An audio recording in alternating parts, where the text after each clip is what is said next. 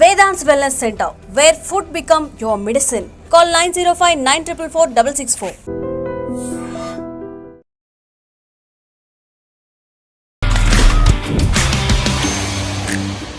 ఎవరైనా కానీ ఒక ఫస్ట్ మూవీతో వచ్చేటప్పుడు దే విల్ కమ్ విత్ అనే safe zone kind of movies కానీ ఈ టైప్ ఆఫ్, బట్ మీ విషయంలో మాత్రం అలా లేదు. దాన్ని ఓవర్కమ్ చేసి how you believe it this script. I felt court script itself is a safe play until unless it finds its place.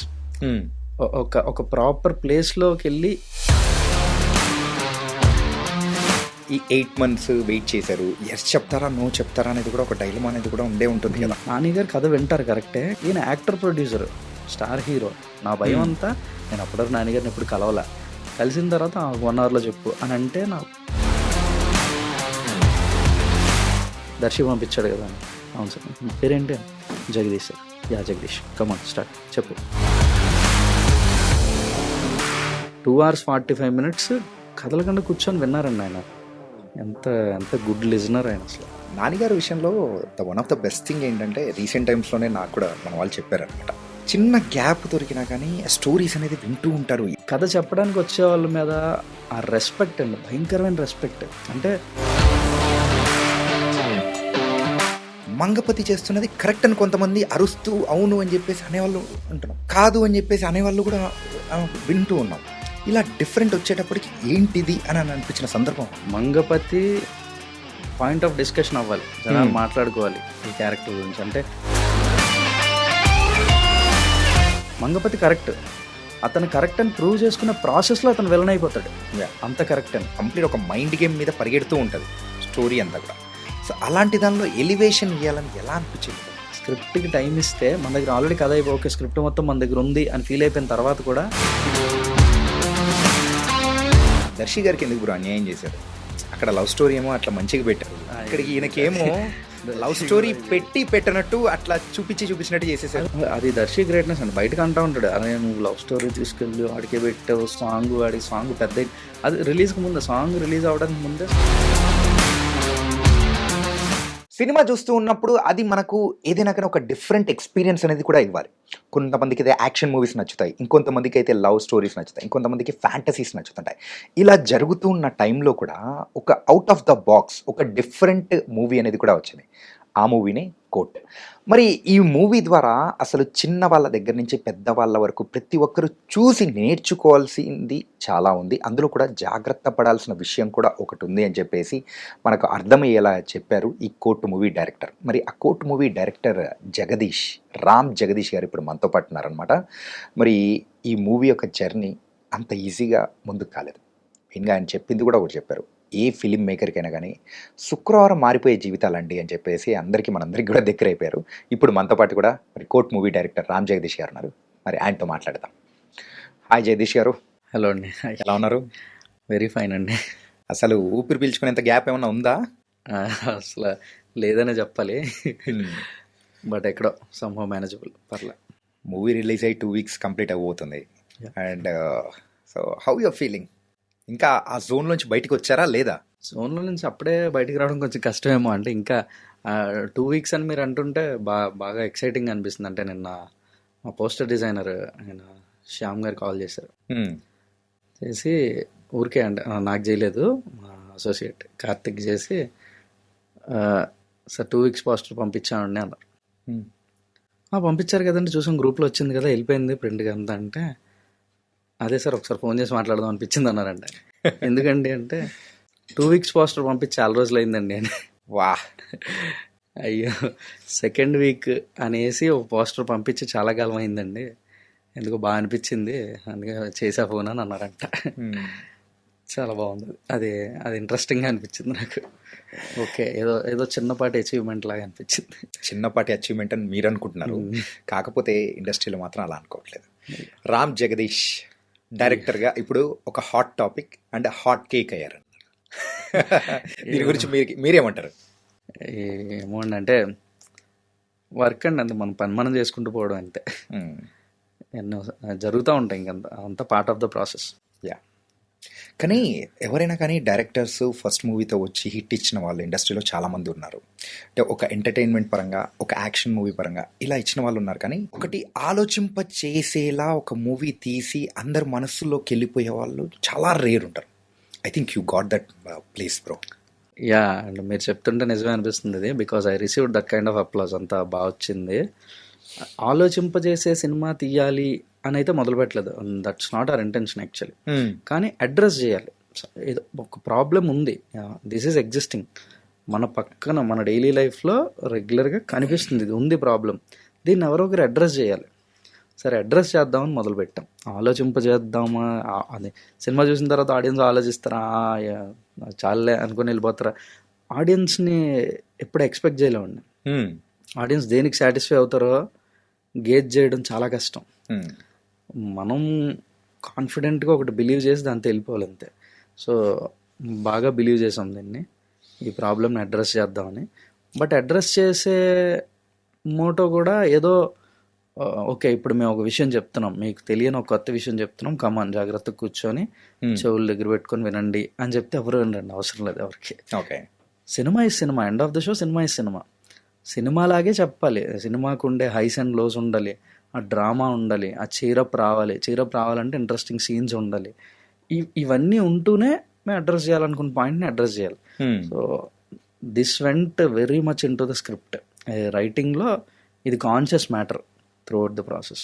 Okay, ఈ characters కానీ ఇవన్నీ బిల్డ్ చేసుకొని రాసుకునేటప్పుడు యూజువల్గా ఎవరైనా కానీ ఒక ఫస్ట్ మూవీతో వచ్చేటప్పుడు they will come with an safe zone kind of movies కానీ ఈ టైప్ ఆఫ్. బట్ మీ విషయంలో మాత్రం అలా లేదు. ఎందుకంటే ఇట్ వాస్ అనే రేర్ అటెంప్ట్. అంటే రేర్ అటెంప్ట్, దాన్ని రిసీవ్ చేసుకుంటారా చేసుకోలేరా అనే ఒక డైలమాలో కూడా ఉంటుంది. ఈవెన్ ఇన్ యువర్ రైటింగ్ స్టేజ్లో కూడా ఎవరో ఒకరు విన్న వాళ్ళు కూడా ద మిక్స్డ్, అంటే వాళ్ళ ఒక ఒపీనియన్స్ కూడా మిక్స్డ్ ఒపీనియన్స్ కూడా వచ్చే ఉంటాయి. మరి దాన్ని ఓవర్కమ్ చేసి how you believe it this script and this story? Safe play చేయలేదు, కొద్దిగా రిస్క్ తీసుకున్నాము. రెగ్యులర్ ఉండే అంటే జనరల్ జానరస్, రామ్ కామ్ కానీ ఎంటర్టైనర్ కానీ లేదా ఒక కమర్షియల్ ఫార్మాట్లో ఒక చిన్న ఇంట్రెస్టింగ్ ఎలిమెంట్ ఏదో పెట్టుకొని సినిమా చేస్తే సేఫ్ జోన్ అని అనుకుంటాం జనరల్లీ, సేఫ్ ప్లే అని. బట్ నాకు ఎందుకు అదే రిస్కీ ప్లే అనిపిస్తుంది. ఎందుకు బ్రో? అంటే అది luck factor bro, completely luck based అది. అది వర్కౌట్ అయితే అయిపోయింది అంటారు, వర్కౌట్ అవ్వకపోతే అవ్వలేదంటారు, అంతే సింపుల్. బట్ అటెంప్ట్ బాగుందని కానీ లేదంటే ఇప్పుడు చూడండి కొన్ని సినిమాలు ఉంటాయి, అవి థియేటర్లో కమర్షియల్గా అంత ఎక్కువ వర్కౌట్ అవ్వకపోవచ్చు, కానీ వాటికి ఒక స్పెషల్ ప్లేస్ ఉంటుంది. ఫిలిం ఫ్యాటర్నిటీలో కానీ ఆడియన్స్లో కానీ ఒక స్పెషల్ ప్లేస్ ఇస్తారు. అలాంటి సినిమాలు చేసిన డైరెక్టర్లు ఎప్పుడు స్టాండ్అవుట్ అవుతారు, irrespective of the result. Hit ఫ్లాప్లో అట్లతో సంబంధం ఉండదు, కానీ ఆ డైరెక్టర్లకు ఒక స్టాండ్అవుట్ ప్లేస్ ఉంటుంది. అంటే నేను అలా అవ్వాలని చేశానని చెప్పట్లేదు, మాకేంటంటే సేఫ్ ప్లే అన్నారు కాబట్టి చెప్తుంది. I felt court script it self is a safe play until unless it finds its place. ఒక ప్రాపర్ ప్లేస్లోకి వెళ్ళి ఈ కథను పెడితే this is a very safe play మా వరకు. ఎందుకంటే ఖచ్చితంగా ఒక కొత్త కథ చూస్తున్నాం, ఒక కొత్త అప్రోచ్ ఉంటుంది సినిమాలో. రెగ్యులర్గా చూసిన సినిమాలా లేదే, ఇదేంటిది మన లైఫే ఉంది స్క్రీన్ మీద అని అనిపించే ఫీలింగ్ ఇవ్వగలమని మాకు కాన్ఫిడెన్స్ స్క్రిప్ట్లోనే.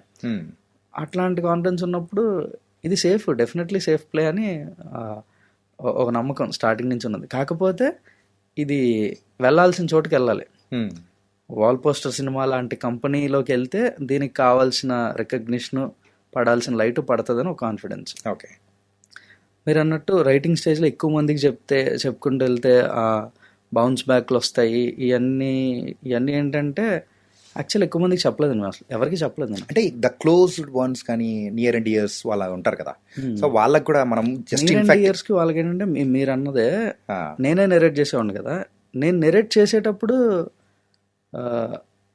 ఓకే ఇది వర్కౌట్ అవుతుంది, చాలా బాగుంది, నువ్వు చెప్తుంటే ఇంట్రెస్టింగ్గా అనిపిస్తుంది అన్నట్టు. ఓకే, ఈ కైండ్ ఆఫ్ థింగే. కాకపోతే నేను అసలు ఎక్కువ మందికి చెప్పలేదన్న, అసలు హార్డ్లీ ఫింగర్ టిప్స్ లెక్క పెట్టచ్చు, బిలో 10. ఓకే, బిలో 10, ఎక్కువ మందికి అసలు చెప్పలా. సో ఫస్ట్ ఎవరికి చెప్పారు? ఎందుకంటే ఇది అందరికీ అర్థం కాదేమో అనొక భయం నాకు. ఓకే. ప్రొడ్యూసర్స్కి కూడా కథ అంతా రెడీ అయిపోయి అంతా చేసుకున్న తర్వాత ప్రొడక్షన్స్ హౌస్కి అప్రోచ్ అయ్యి ప్రొడ్యూసర్స్ ఓకే ఈరోజు ఈ ప్రొడక్షన్ అని ఒక వరుస టైం టేబుల్ వేసుకుని వాళ్ళు ఎప్పుడు అపాయింట్మెంట్ ఇస్తే ఈ అపాయింట్మెంట్ ఇప్పుడు ఉంది కాబట్టి నెక్స్ట్ వీళ్ళు ఈ కంపెనీ వాళ్ళు ఈ అపాయింట్మెంట్ ఈ డేట్కి ఇస్తే ఇట్లా ఒక షెడ్యూల్ వేసుకొని తిరుగుతూ ఉంటాం కథ పట్టుకొని. జనరల్గా జరిగేది ఇది. నేనేం అతీతుడిని కాదు, నేను తిరిగా ఉంటాయి ఇవి. కానీ ఈ సినిమా వరకు అది చేయలేదు. ప్రొడక్షన్ హౌసెస్కి తిరుగుదాము, వీళ్ళకి చెప్దాం వాళ్ళకి చెప్దాం అని అనుకోలే. వెరీ లిమిటెడ్ అస్సలు. Priyadarshi very choosy. ఇట్లా వెళ్తున్న మూమెంట్లో నేను అసలు వెరీ బ్లంట్గా నా నానిగారు ప్రొడ్యూస్ చేయాలి అని మొదలుపెట్టి నానిగారు పేరు వచ్చిన తర్వాత నుంచి we literally waited for 8 months. Okay. 8 months అసలు ఎవరికి చెప్పలేదు, ఎవరిని కలవలేదు, ఓన్లీ వెయిటింగ్. అంటే ఫస్ట్ మీరు చెప్పింది ఫస్ట్ వాల్ పోస్టర్ వాళ్ళకి ఫస్ట్ ఓకే ప్రొడ్యూస్ చేయండి అని అడిగింది వాల్ పోస్టర్. ఓకే. ఈ 8 months వెయిట్ చేశారు. ఈ 8 months వెయిట్ చేసిన తర్వాత సో ఆ జర్నీ అనేది కూడా ఒకసారి చూసుకోవాలి. అంటే ఎస్ చెప్తారా నో చెప్తారా అనేది కూడా ఒక డైలమా అనేది కూడా ఉండే ఉంటుంది కదా. బట్ ఎక్కడో ఒక చిన్న ఇంట్యూషన్ అండి లోపల, గట్ ఫీలింగ్. కరెక్ట్ టైం ఇవ్వగలిగితే అంటే ఈ మొత్తం కథ కూర్చొని ఓపిక్గా మొత్తం వింటే పని అయిపోద్దాం ఏదో ఒక ఫీలింగ్. నా భయం ఏంటంటే నా ఓన్లీ భయం నానిగారు కథ వింటారు కరెక్టే, కాకపోతే ఆయన వెరీ బిజీ ఉంటారు. అంటే ఆయన బీయింగ్ అన్ యాక్టర్ ప్రొడ్యూసర్ అంటే రెగ్యులర్ ప్రొడ్యూసర్సే చాలా టైట్ షెడ్యూల్లో నడుస్తూ ఉంటుంది. ఈయన యాక్టర్ ప్రొడ్యూసర్, స్టార్ హీరో, ఎంత టైం ఇస్తారు కథ వినడానికి? సరే ఒక 15-20 minutesలో చెప్పు, లేదంటే ఒక 1/2 hourలో వైండప్ చేయి, ఒక క్రక్స్ మెటీరియల్ మొత్తం ఐడియాగా చెప్పేసేయి కదా, లేదంటే ఒక 1 hour తీసుకో 1 hourలో చెప్పు, ఇట్లా అని అంటారేమో అని నా భయం అంతా. నేను అప్పటివరకు నాన్నగారిని ఎప్పుడు కలవలా, కలిసిన తర్వాత 1 hourలో చెప్పు అని అంటే అది నా భయం. టైం రెస్ట్రిక్ట్ చేస్తే పోతుంది, అది లేకపోతే చాలు మొత్తం కథ చెప్పు ఎంతసేపు అయినా పర్లేదు అని అంటే చాలని ఒక ఫీలింగ్ నాకు. But it was great experience అండి వెళ్ళంగానే. అంటే నేను కొన్ని చోట్ల కూడా చెప్పున్నా, నాన్నగారు ఎంత బెస్ట్ ప్రొడ్యూసర్ అంటే సినిమా తీసేసిన తర్వాత లేదా రన్నింగ్ ప్రాసెస్లో జర్నీ అంతా చూసుకుంటూ చెప్పడం వేరు. ద వెరీ ఫస్ట్ నెరేషన్లోనే I felt he's the man అని. రెగ్యులర్గా ఉంటుంది ప్రొడ్యూసర్స్ దగ్గర ఎక్కడన్నా వెళ్ళి కథ చెప్పడానికి వెళ్తే 2 questions, వెరీ కామన్ క్వశ్చన్స్, ఏం తప్పేం కాదు, జనరల్ క్వశ్చన్స్ అడుగుతారు. ఎక్కడ పని చేసావు, ఎంతసేపు చెప్తావు, ఆ 2 questions అడగకుండా కథ విన్నారండి. ఆ 2 questions లేవు, వచ్చారు కూర్చున్నారు, దర్శి పంపించాడు కదా అన్న. అవును సార్, పేరేంటి? Jagadish sir. Yeah Jagadish, come on start చెప్పు సార్. స్టోరీ స్టార్ట్ చేసి చెప్పేసే, నేను స్టార్ట్ చేసాను. ఇంక అంతే. ఎంతసేపు చెప్తామని అడగలేదు. సో నాకు టైం లిమిట్ లేదు, హ్యాపీగా చెప్పొచ్చు అని ఇంకా చెలరైపోయాను అసలు. ఓకే. అసలు 2 hours 45 minutes స్ట్రెచ్ నెరేషన్, మధ్యలో 5 minutes ఇంటర్వల్ గ్యాప్ అంతే. 2 hours 45 minutes కదలకుండా కూర్చొని విన్నారండి ఆయన. ఎంత గుడ్ లిజనర్ ఆయన అసలు. ఓకే. ఆ సింగిల్ నెరేషన్ అంతే. 2 hours 45 minutes నెరేట్ చేస్తున్నప్పుడే నాకు ఐ ఫెల్ట్ దట్ అయిపోయింది, ఇది వర్కౌట్ అవుతుంది ఇది అని. బట్ ఆ ఇమ్మీడియట్ రియాక్షన్ ఎక్స్పెక్ట్ చేయలేదు నేను. అంత కథ అంతా అయిపోయిన తర్వాత అయ్యా బాగుంది, నైస్, మనం డిస్కస్ చేద్దాం, నేను దర్శితో మాట్లాడతా, టచ్లో ఉండు, 2-3 daysలో చెప్తాం, ఇట్లాంటి ఆన్సర్ ఏదో ఎక్స్పెక్ట్ చేశాను. బట్ వెరీ ఇమ్మీడియట్ కథ అంతా అయిపోయింది సార్ అండి. అప్పుడు మనం ఇప్పుడు సినిమా అంతా చూసాం కాబట్టి లాస్ట్లో వచ్చి ఇట్లా 18th birthday అన్న తర్వాత ఏడుస్తూ హగ్ చేసుకుంటాడు సార్. ఈ హగ్ మీద అది ఎండ్ కార్డ్ అని చెప్పగానే ఇంక నించొని ఇలా షేక్ హ్యాండ్ ఇచ్చి welcome to Wall Poster Cinema అన్నారు. Wow, that was the high moment అండి. అసలు ఈ రోజుకి ఆ మూమెంట్ తలుచుకుంటే ఎప్పటికీ నాకు భలే అనిపిస్తుంది. Very high. అంటే ఈ సినిమా జర్నీ స్టార్ట్ అయిన వెరీ ఫస్ట్ డే అది, ఈ రోజుకి కూడా నాకు అది హై మూమెంట్. ఓకే. చాలా బాగుంటుంది. ఆ ఇచ్చిన హై కిక్, ఆ కిక్ నాకు 1 year ట్రావెల్ అయింది. 1 year ట్రావెల్ అయింది. అండ్ ఇంకా అది మీ లైఫ్ లాంగ్ అది గుర్తుపెట్టుకుంటారు. ఫర్ ఎవర్ చెరిష్డ్ మూమెంట్ అండి. ఎవరికైనా కానీ ఒక ఫిల్మ్ మేకర్కి ఆ సిల్వర్ స్క్రీన్ మీద డైరెక్టర్ అని పేరు పడాలి అని చెప్పేసి, యాక్టర్ అని పేరు పడాలని ఒకటి కుతూహలం ఉంటుంది. అది చూసుకోవాలి రాబోయ్ అని ఎంతోమంది ఇట్లా వచ్చిన వాళ్ళలో మనం కూడా అలాంటి వాళ్ళం. అట్లా వచ్చి అది ఆ day it's going to be going, మనం చూసుకోబోతున్నాం అన్న మూమెంట్ ఇచ్చిన హై వేరు. అంటే ఫస్ట్ టైం మీ పేరు మీరు చూసుకున్నప్పుడు ఎలా అనిపించింది? ఫస్ట్ టైం నా పేరు నేను చూసుకున్నప్పుడు నాకు అంటే అమ్మా డైరెక్టర్ అయిపోయాను రా ఈ ఫీలింగ్. ఆ పేరు చూసుకున్నప్పుడు నా పేరు చూసుకున్నప్పుడు ఏం రాలేదు నాకు. నా పేరుతో నాకేం అనిపించలేదు. బికాజ్ మనం వర్క్ చేసాము, ఎవరు వర్క్ చేస్తే వాళ్ళ పేరు ఉంటుంది అక్కడ డెఫినెట్లీ. అదంతా నా కిక్ అంతా ఇక్కడ స్క్రీన్ మీద కాదు, ఆడిటోరియంలో ఫేసెస్, ఆడియన్స్ ఫేసెస్. నేను నా సీట్లో నేను కూర్చున్నాను కానీ నా సీట్లో నేను లేను. నా కళ్ళన్నీ అందరి చుట్టూ తిరుగుతున్నాయి, అన్ని ఫేస్లు తిరుగుతున్నాయి. నన్ను ఎవడు అబ్జర్వ్ చేయడుగా ఆ డార్క్ రూమ్లో. నేను ఎటు తిరుగుతున్నాను ఎటు చూస్తున్నాను ఎవడు తెలియదు కాబట్టి నా కిక్ అంతా ఈ ఫేసెస్, నా పేరు కాదు.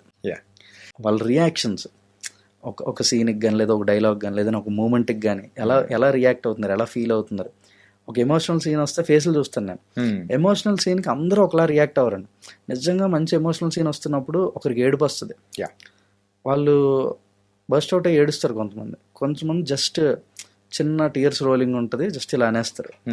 కొంతమంది అసలు ఏడవరు, బట్ వాళ్ళకి లోపల చాలా బరువుగా అనిపిస్తుంది.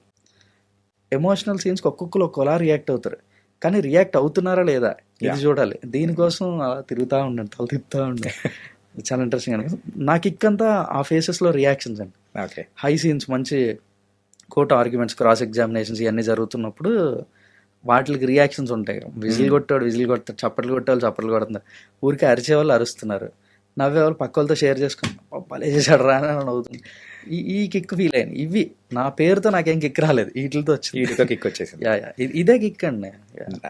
నానిగారి విషయంలో one of the best thing ఏంటంటే రీసెంట్ టైమ్స్లోనే నాకు కూడా మన వాళ్ళు చెప్పారనమాట, ఐ డోంట్ నో, గుర్తులేదు. చిన్న గ్యాప్ దొరికినా కానీ స్టోరీస్ అనేది వింటూ ఉంటారు. ఎన్ని స్టోరీస్ అంటే ఏదైనా కానీ, కొత్తదైనా పాతదైనా ఏదైనా కానీ వచ్చి చెప్తున్నారంటే ఓపిక్గా వింటారని కూడా మేము తెలిసింది. అస్సలు నేను అంటే వాల్ పోస్ట్లోకి ఎంటర్ అయిన తర్వాత, కాంపౌండ్లోకి ఎంటర్ అయిన తర్వాత ఐ విట్నెస్డ్ సమ్ సినారియోస్. అంటే ఒకే రోజు ఆయన కూర్చొని స్ట్రెచ్లో 2-3 కథలు కూడా వినేవారండి. మధ్యాహ్నం వస్తారు ఆయన, ఎప్పుడు ఆఫీస్ రెగ్యులర్ టైం 3-3:30 ఆ టైంకి వస్తారు. నైట్ 11 వరకు ఉండి 11 వరకు ఉంటారు ఆఫీస్లో, పని ఉంటే meeting, depending on the meetings. 11 వరకు ఒకరోజు నేను ఒకరోజు చూసా డైరెక్ట్ 3 కథలు విన్నారండి, 3 నెరేషన్స్ స్ట్రెచ్, మధ్యలో ఓన్లీ కాఫీ గ్యాప్స్ అంతే. 3 కథలు ఎలా వింటారండి బాబు అసలు. అతనికి ఈ కథ చెప్పడానికి వచ్చే వాళ్ళ మీద ఆ రెస్పెక్ట్ అండి, భయంకరమైన రెస్పెక్ట్. అంటే ఒక కథ అనేది ఈజీగా రాదు, ఒక స్క్రిప్ట్ అనేది అంత ఈజీగా పుట్టదు. ఆ వచ్చి చెప్పేవాడు ఈజీ పర్సన్ అయి ఉండొచ్చు, కానీ కథ అంత ఈజీ కాదు. కథగా బిల్డ్ చేయడం, ఒక ఐడియాని డెవలప్ చేయడం, దాని స్క్రిప్ట్గా డెవలప్ చేసి తీసుకొచ్చి నెరేషన్కి ప్రిపేర్ చేసి తీసుకురావడం అనేది అంత ఈజీ టాస్క్ కాదు. దానికి రెస్పెక్ట్ ఇవ్వాలి మనం, ఆ మనిషికి కాదు, ఆ మనిషి వచ్చిన పనికి ఇవ్వాలి రెస్పెక్ట్ అని ఫీల్ అవుతున్నాను. తర్వాత నేను మాటల మధ్యలో తర్వాత జర్నీ ప్రాసెస్లో నేను మాట్లాడుతున్నప్పుడు అది మీరు నన్ను ఎంతసేపు చెప్తామని అడుగుంటే నేను డెఫినెట్గా కాన్ఫిడెన్స్ లూజ్ అయిపోయాను సార్. కాన్షియస్ అయిపోయి టైం లిమిట్లో చెప్పాలని, ఏం కట్ చేయాలో అర్థం కాక ఏదో కుదించి ఏదో చెప్పి నెరేషన్ మొత్తం biscuit చేసేసేవాడినేమో.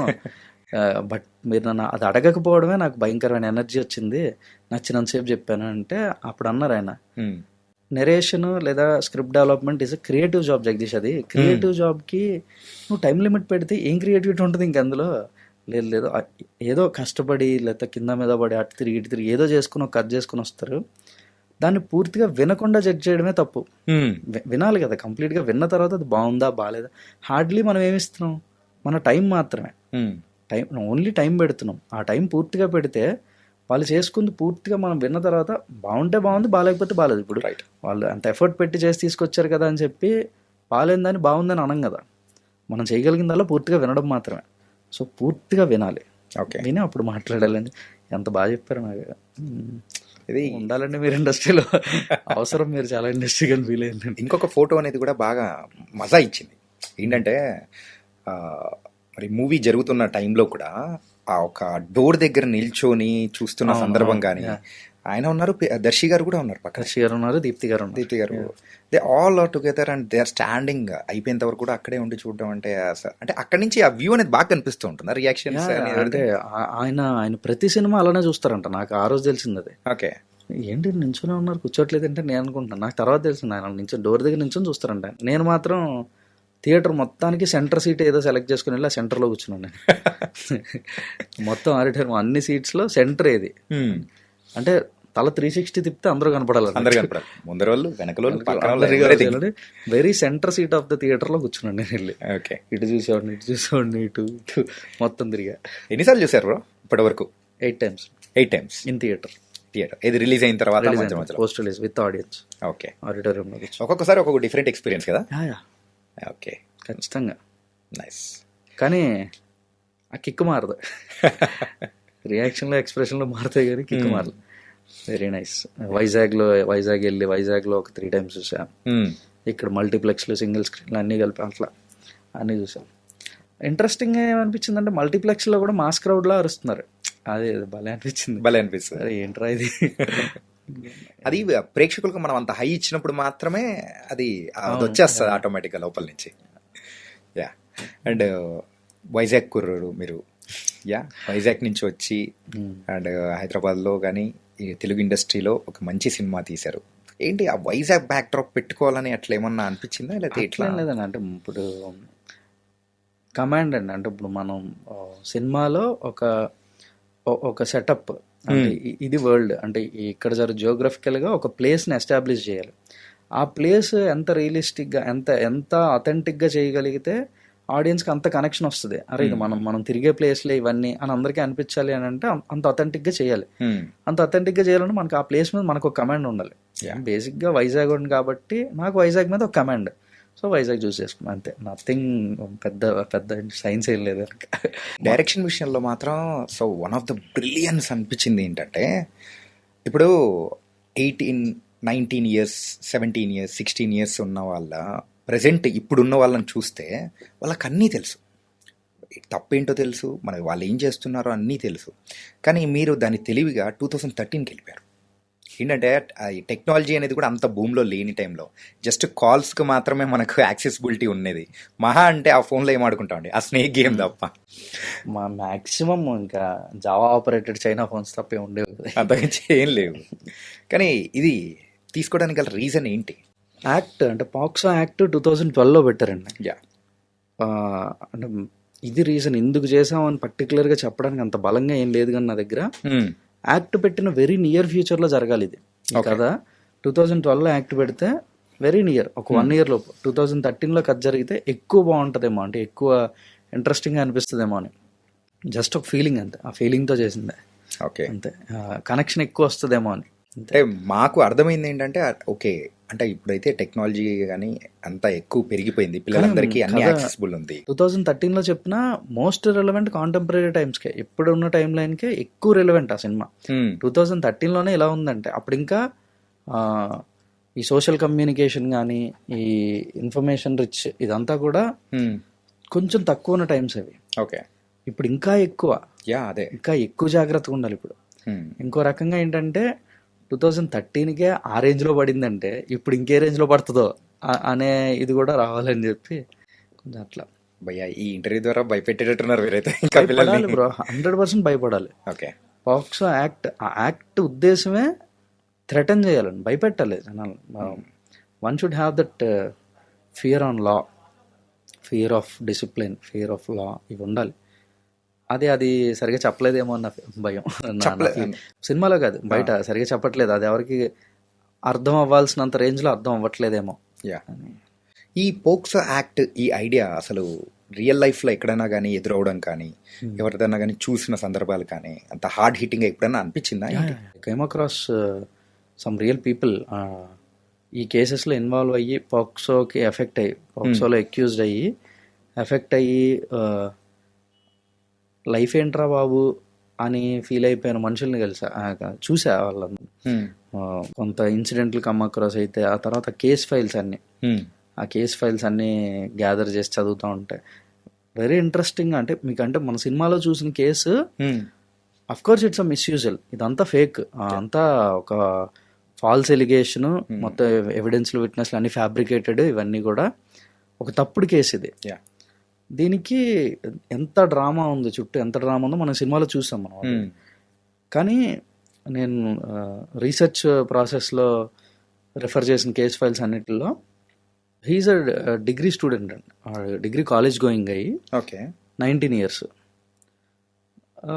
He's interested on a girl 10th class girl she is of 16 years. Okay. 10th class అంటే ఆబ్వియస్లీ ఆ ఏజ్ ఉంటుంది. 16 years అమ్మాయి, 1 year అటు ఇటు, 16 years అమ్మాయి. ఆ పర్టికులర్ కేసులో అమ్మాయి age 16 years. She is a 10th class girl. ఈ డిగ్రీ ఫస్ట్ ఇయర్ 19 years కుర్రాడు. ఓకే. అయితే ఆ 16 years అమ్మాయిని 19 years కుర్రాడు లవ్ చేశాడు. ఆ అమ్మాయి రెస్పాండ్ అయిందా, రెస్పాన్స్ ఏంటి, పాజిటివ్గా రియాక్ట్ అయిందా, ఒప్పుకుందా, ఒప్పుకోలేదా, ఇవన్నీ సెకండరీ. కానీ వీడు లవ్ చేస్తున్నాడు అనే ఫీలింగ్ ఒకటి ఉంటుంది కదా వీడికి. ఆ ఫీలింగ్తో చిన్న చిన్న చిలిపి పనులు అయి చేయాలనిపిస్తుంది. ఆ ఏజ్ అలాంటిది కాబట్టి ఆబ్వియస్లీ ఆ అమ్మాయి వెనక తిరగటం, ఆ అమ్మాయిని ఫాలో అవటం. స్కూల్ ఆ అమ్మాయిది, వీడి కాలేజ్ నుంచి స్కూల్ దగ్గరికి వెళ్ళడం, స్కూల్ నుంచి అమ్మాయి ఇంటికి వచ్చే ప్రాసెస్లో వెనకాల వెళ్ళడం, ఫ్రెండ్స్తో మాట్లాడుతూ చిన్న చిన్న ఆ అమ్మాయికి వినపడేలాగా వీళ్ళ ఫ్రెండ్స్తో గట్టిగా మాట్లాడడం, ఆ అమ్మాయి ఏదో చిన్నగా నవ్విందో నవ్వలేదో, రియాక్ట్ ఏమైందో తెలియదు. ఈ ప్రాసెస్లో ఉండగా ఆ అమ్మాయి ఇండివిజువల్ హౌస్ 3rd floor అమ్మాయిది, ఒక పోర్షన్ 3rd floorలో పోర్షన్లో ఉంటే వాళ్ళ ఇంటి ఎదురుగా ఒక పాత కారు, ఒక అబాండెండ్ కారు మొత్తం ధూళి పట్టేసి డస్ట్ అయిపోయి ఉంటుంది కదా, ఆ డస్ట్ మీద రాస్తే కనబడుతుంది. ఓకే. అట్లా ఇక్కడ ఆ అమ్మాయి ఇంటి మీద ఉన్న కారు మీద అమ్మాయి పేరు రాసి ఐ లవ్ యూ అని రాశాడు. అమ్మాయి పేరు పెట్టి ఐ లవ్ యూ అని పెట్టాడు. అది వాళ్ళ ఫాదర్ చూసాడు. అమ్మాయి వాళ్ళ ఫాదర్ చూసి ఏంటిది, ఎవడు వీడని చెప్పి ఏదో చిన్న ఎంక్వైరీ చేస్తే మరి అతనికి ఉన్న ఇన్ఫ్లుయెన్సో లేకపోతే అతనికి ఉన్న లీగల్ నాలెడ్జో ఏంటో మన నాకు తెలీదు, ఈ అబ్బాయి మీద కేసు పెట్టి పాక్సో వేస్తే అరెస్ట్ చేశారు. వాడిని అరెస్ట్ చేసి తీసుకెళ్ళి జైల్లో వేశారు. ఓకే. 14 days రిమాండ్, కోర్టుకి తీసుకెళ్లారు. Non bail rejected. మళ్ళీ రిమాండ్ వేశారు 28 days. 28 days తర్వాత బెయిల్ శాంక్షన్ అయితే బయటకు వచ్చాడు. ఆడు చేసిన తప్పేంటి ఇప్పుడు ఇక్కడ నాకు అర్థం కాలేదు. అంటే ఆ ఏజ్లో వాడు చేసిన పని వాడికి ఒక సరదా, చిలిపిగా ఏదో చేసినట్టు ఫీల్ అవుతాడు. ఈ చిలిపిగా చేయడం అనేది చాలా తప్పు, నీకు శిక్ష పడుతుంది అనే విషయం వాడికి తెలియాలి కదా. వాడికి తెలిస్తే చేసేవాడు కాదు, తెలియదు కదా. తెలియకపోవడం వల్ల జరిగే ప్రాబ్లమ్స్ ఇవన్నీ. ఇప్పుడు చూడండి, మీకు ఒక డిగ్రీ గోయింగ్ స్టూడెంట్, కాలేజ్ చదువుకునే కుర్రాడిని at the age of 19 28 days జైల్లో వేశారు, ఒక సబ్ జైలు చూసుకుని. లైఫ్ లాంగ్ వాడికి అది బ్లాక్ స్పాటేగా, ఎవరు మార్చలేం కదా, ఎవరు మార్చలేరు. ఏ రోజైనా ఇప్పుడు లైఫ్లో ఎడ్యుకేషన్ అంతా అయిపోయిన తర్వాత ఒక గ్రేట్ జాబ్ చేస్తాడో, లేదంటే ఇంకేం పని చేస్తాడో, లేదా లైఫ్లో విపరీతంగా సక్సెస్ అయిపోతాడు. ఏదో అయిపోయిన తర్వాత కూడా ఏదో ఒక రోజు ఎవడో ఒకడు వచ్చి వాడు జైలుకి వెళ్ళాడు రా అంటే వాడికి ఎలా ఉంటుంది, ఏ రోజైనా ఏ ఏజ్లో అయినా వాడు జైలుకి వెళ్ళి వచ్చాడు అనే మాటను మాత్రం ఎవరు మార్చలేం కదా. ఇంకా నాకు భలే బాధ అనిపించింది. అరే కాలేజ్ స్టూడెంట్ రాడు, ఏం తెలుసు, ఆ ఏజ్లో అందరూ అలాగే ఉంటారు, అలాగే చేస్తారు కదా. వాడిని తీసుకెళ్ళి 28 days జైలు అంటే ఆ ఫ్యామిలీ పరిస్థితి. ఈ అబ్బాయి జైలుకి వెళ్ళాడంట కదా అంటూ ఉంటారు అందరు ఇంటికి వచ్చి. చాలా పోకింగ్గా ఉంటుందండి అంతా. నాకు అంటే చాలా కేసు ఫైల్స్ చదివాను, అంటే పోక్సో ఇన్వాల్వ్ అయిన కేసు ఫైల్స్ అన్నిట్లో చాలా మ్యాటర్ ఉంటుంది, కొంత ఏదో క్రైమ్ ఉంటుంది, ఇది చేశారు ఇలా చేశారు ఇట్లా మిగతా అన్నీ ఉంటాయి. ఈ కేసు ఫైల్ నన్ను బాగా ఎక్కువ కదిలిచ్చింది. ఏం లేదు ఇందులో, అందుకే ఎక్కువ ఫీల్ అయ్యాను నేను. Okay okay. ఏం మ్యాటర్ ఏం లేదు, ఒక ధూళి పట్టిపోయిన కార్ మీద ఐ లవ్ యూ అని రాశాడు అమ్మాయి పేరు పెట్టి, అంతే. It is a crime. నువ్వు ఆ ధూళి పట్టిన కారు మీద ఐ లవ్ యూ రాయడం తప్పు అనే విషయం ఎవరు చెప్పాడు వీళ్ళకి? ఎవరు చెప్పలేదు. అది ఎక్కువ ఫీల్ అయ్యాను నేను. ఓకే. సరే కుదిరితే వండి కలవాలనిపించింది, సర్లే ఎందుకులే ఎక్కువ మళ్ళీ లాగడం అని కలవలే. ఓకే. ఏమో ఏ స్టేట్ ఆఫ్ మైండ్లో ఉంటాడో తెలీదు. జైలుకి వెళ్ళి వచ్చిన వాళ్ళు చాలా సెన్సిటివ్గా ఉంటారండి. అంటే తప్పు చేసి జైలుకి వెళ్తే అది వేరు, తప్పు చేయకుండా జైలుకి వెళ్ళినాడు మాత్రం కదిపితే ఏడుస్తారు. అంటే ఆ లోపల వాళ్ళు పడిన బాధ కానీ ఆ స్ట్రెస్, ఆ ట్రోమా కంప్లీట్ డిఫరెంట్ అయిపోతుంది. అసలు లైఫ్ లాంగ్ ఉంటుందండి ఆ మెంటల్ ట్రామా అది. జైల్లో ఫుడ్ తింటున్నప్పుడు వాళ్ళు ఎలా ఫీల్ అవుతారు, ఏం ఫీల్ అవుతారు అనేది ఆలోచిస్తేనే నాకు చాలా ఏంట్రా బాబు అనిపించింది. అందుకే ఆ షార్ట్లో అవన్నీ ఉంటాయి సినిమాలో. తినేటప్పుడు కానీ స్నానం చేసేటప్పుడు కానీ అన్నీ షూట్ చేసాం. అందుకే అన్నీ ఊహించి చేసినాయే, ఊహిస్తేనే అలా ఉన్నాయి, నిజంగా అనుభవిస్తే ఎలా ఉంటాయండి బాబు. అమ్మో, ఎందుకో చాలా మూవ్ అయ్యాను బాగా. అంటే ఆ కేసు పర్టికులర్లీ కార్ డస్ట్ మీద ఐ లవ్ యూ అని రాస్తే 28 days జైలు వేస్తారు ఒక కాలేజ్ గోయింగ్ స్టూడెంట్కి. అది వాడేమి రోడ్ సైడ్ రోమియో కాదు, స్టూడెంట్ మీద కూడా వేస్తారు. అంటే పాక్సోకి తారతమ్యాలు లేవు, పెద్ద చిన్న లేవు, తన మన లేదు, ఎవరికైనా పడుతుంది. మరి అలాంటప్పుడు మీరు ఇంకా ఎక్కువ ప్రచారం, అంటే స్మోకింగ్ ఈజ్ అన్ అఫెన్స్, ఇక్కడ స్మోక్ చేస్తే 1000 రూపాయలు జరిమానా అని పెట్టిన ప్రతి చోట మైనర్ అమ్మాయిల జోలికి వెళ్ళొద్దు అనేది కూడా పెట్టాలి అని నా ఫీలింగ్. ఊరికే అంటే దాన్ని అంత ఎక్కువ ప్రాపగేట్ చేస్తున్నప్పుడు ఇది కనీసం చేయాలి కదా. యా, నా వరకు థియేటర్లో స్మోకింగ్ యాడ్లు వేయడం కన్నా ఇలాంటి యాడ్లు చాలా ఎక్కువ వేయాలి. ఇది అవసరం, ఎందుకంటే లైఫ్లు బర్బాద్ అయిపోతాయి. ఒక సిగరెట్ తాగితే ఏం జరుగుద్దో ఎప్పుడో అంటే ఒక సిగరెట్ లైఫ్లో 7 minutes 8 minutes తగ్గిస్తుంది అని అంటారు. లైఫ్లో ఏదో అవ్వాలనుకున్నాడు ఇంకేమవుతాంలే అని చెప్పి ఏదో అవ్వకుండా వదిలేస్తారు. ఇంకా లైఫ్ మీద హోప్ పోద్ది, అవసరం లేదు ఏం జీవితం అనిపిస్తుంది. జీవితం మీద ఆశలు చంపేసినట్టే. Coming to the characterisations bro, ఏంటంటే అక్కడ ఎక్కువ క్యారెక్టర్స్ కూడా లేవు, చాలా లిమిటెడ్ క్యారెక్టర్స్, అది కూడా బలమైన క్యారెక్టర్స్. అండ్ మీరు చెప్పిన ఈ యొక్క స్టోరీ ఏంటంటే ఆ పోక్సో యాక్ట్ గురించి చదివిన ఆ ఫైల్, ఆ అబ్బాయి ఆ డస్ట్ మీద రాసిన ఐ లవ్ యూ, సో అదే మిమ్మల్ని ఈ మెయిన్గా ప్రేరేపించింది అనుకోవచ్చా? అదని కాదు, అంటే చాలా ఇన్సిడెంట్స్ అండి, చాలా కేస్ ఫైల్స్, వాటిలో అన్నిటిలో క్రక్స్ మెటీరియల్ ఉంది. ఈ కథ ఫిక్షనల్, కంప్లీట్ ఫిక్షనల్ కథ. ఇది కోర్ట్ అనే సినిమాలో జరిగిన కథ మొత్తం ఫిక్షనల్, కానీ ఎసెన్స్ మాత్రం ఒక్కొక్క కేస్ ఫైల్లో నుంచి లాక్కుంటూ వచ్చింది. పర్టికులర్లీ దాని గురించే చెప్పడానికి రీజన్ ఏంటంటే ఎక్కువ ఫీల్ అయ్యాను నేను దానికి, అందుకే అది ఒక్కటి చెప్పాను. కానీ మిగతా వాటిల్లో కూడా ఇట్లాంటివేనండి ఇన్సిడెంట్లు. అంటే 16 years అమ్మాయి, అంటే వాళ్ళకి ఏంటంటే ఒక 21 years అబ్బాయిని లవ్ చేసి అది ఇంట్లో చెప్పేసి, అబ్బాయి వాళ్ళ ఇంట్లో చెప్పి అమ్మాయిల ఇంట్లో చెప్తే వాళ్ళు ఒప్పుకోకపోతే రెండిళ్ళ మధ్య కొన్ని గొడవలు జరిగితే ఆ అమ్మాయి నైట్కి నైట్ వచ్చేసి ఈ అబ్బాయితో వెళ్ళిపోయి వాళ్ళు గుళ్ళో పెళ్లి చేసుకున్నారు. పెళ్లి చేసుకొని వాళ్ళు 16 years అమ్మాయి 21 years అబ్బాయి, వాళ్ళు పెళ్లి చేసుకొని ఫ్యామిలీ స్టార్ట్ చేస్తాం, లైఫ్ స్టార్ట్ చేశారు. అసలు ఏంటిది? ఆబ్వియస్లీ వాడి మీద పోక్సో పడింది. ఆ అమ్మాయి పేరెంట్స్ వాళ్ళు కేసు పెడితే పోలీసులు వచ్చి ఎత్తుక్కుంటూ వస్తే ఎంతసేపు అండి దొరకడం. దొరికేశారు. దొరికిన తర్వాత అమ్మాయిని తీసుకుని హ్యాపీగా ఇంటికి వెళ్ళిపోయారు. వీడు మాత్రం జైలుకి వెళ్ళాడు. 6 ఏళ్ళు శిక్ష పడిందండి, 6 years జైల్లో ఉన్నాడు. ఇట్లాంటివి చాలా ఉన్నాయి. అంటే మీకు ఇందాక కార్ డస్ట్ మీద ఐ లవ్ యూ దాని ఒక్కదాని వల్ల కాదు, ఇట్లాంటి ఇప్పుడు చెప్పానా, ఇట్లాంటివి చాలా ఉన్నాయి. చాలా అన్ని దళాల నుంచి తీసుకొని hundreds of cases all over AP Telangana కొన్ని 100 కేసులు ఉన్నాయి ఓన్లీ మిస్యూజల్ ఆఫ్ పోక్సో.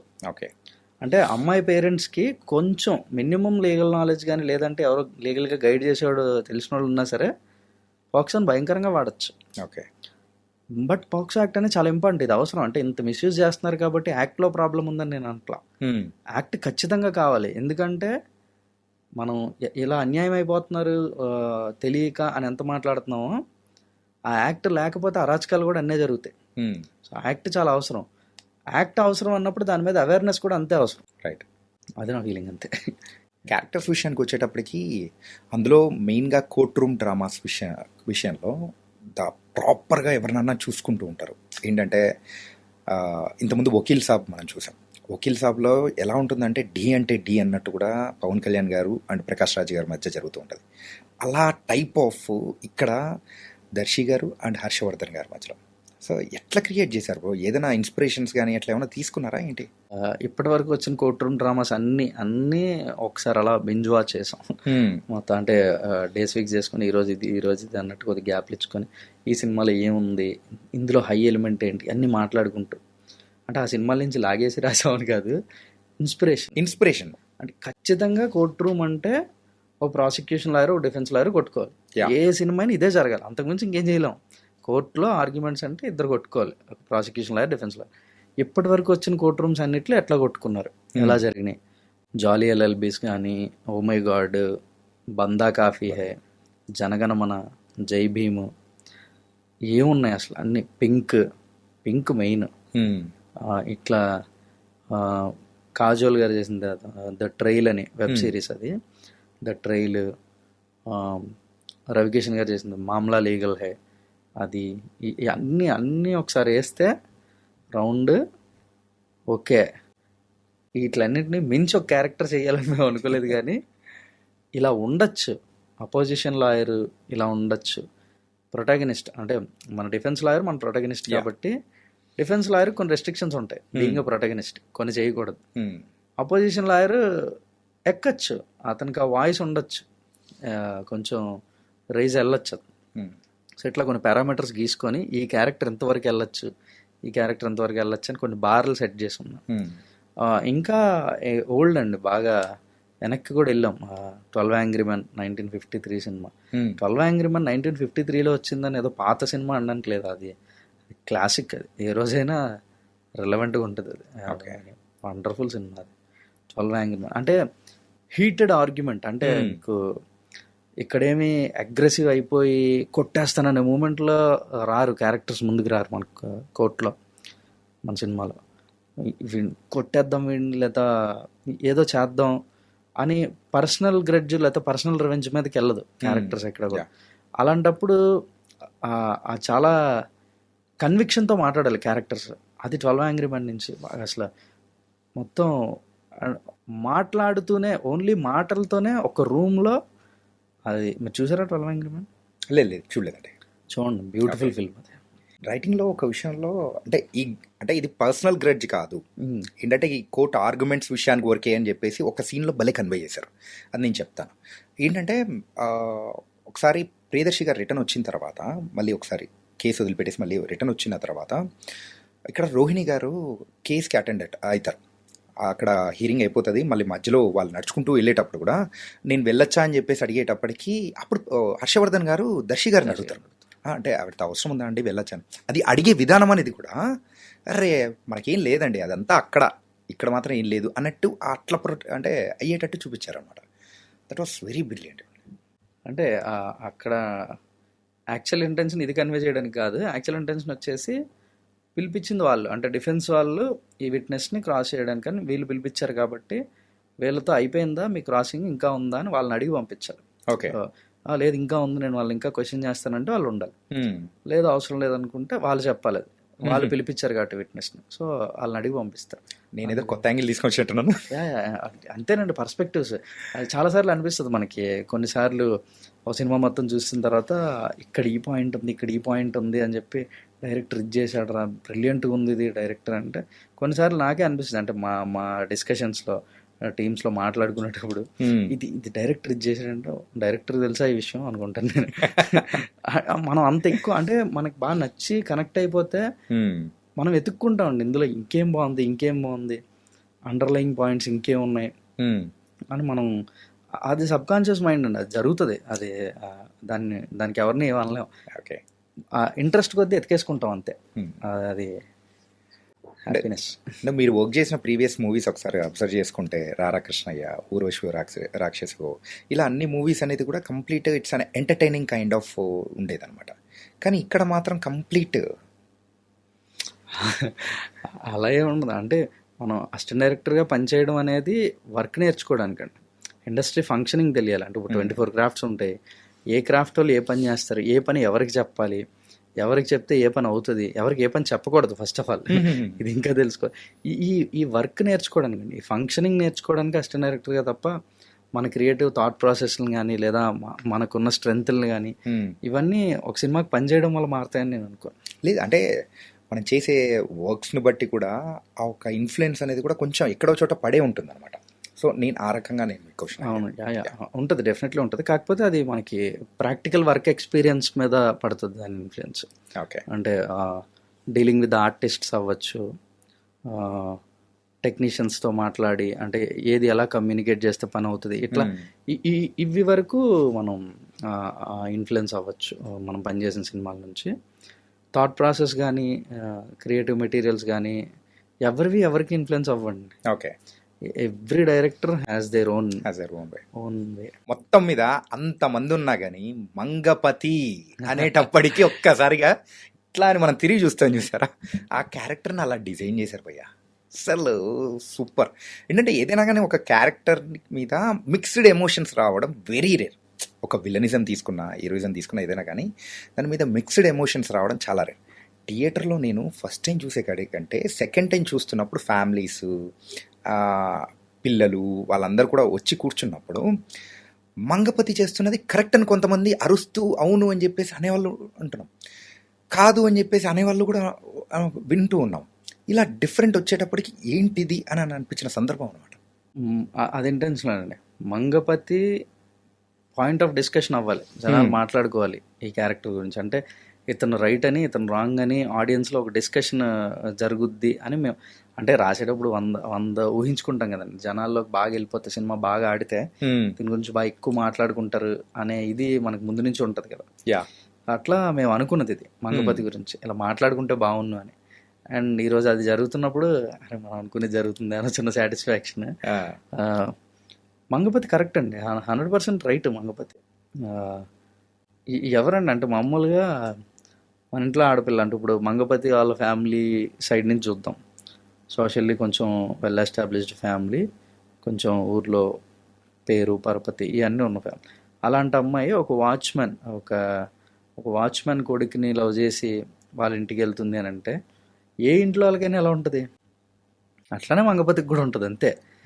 ఎవరైనా అలానే రియాక్ట్ అవుతామండి. ఇప్పుడు మంచితనం మా ఇంట్లో అమ్మాయి వాచ్మెన్ కొడుకుని లవ్ చేసినా మేము ఇచ్చి పెళ్లి చేస్తామని ఎవరు అంటారు.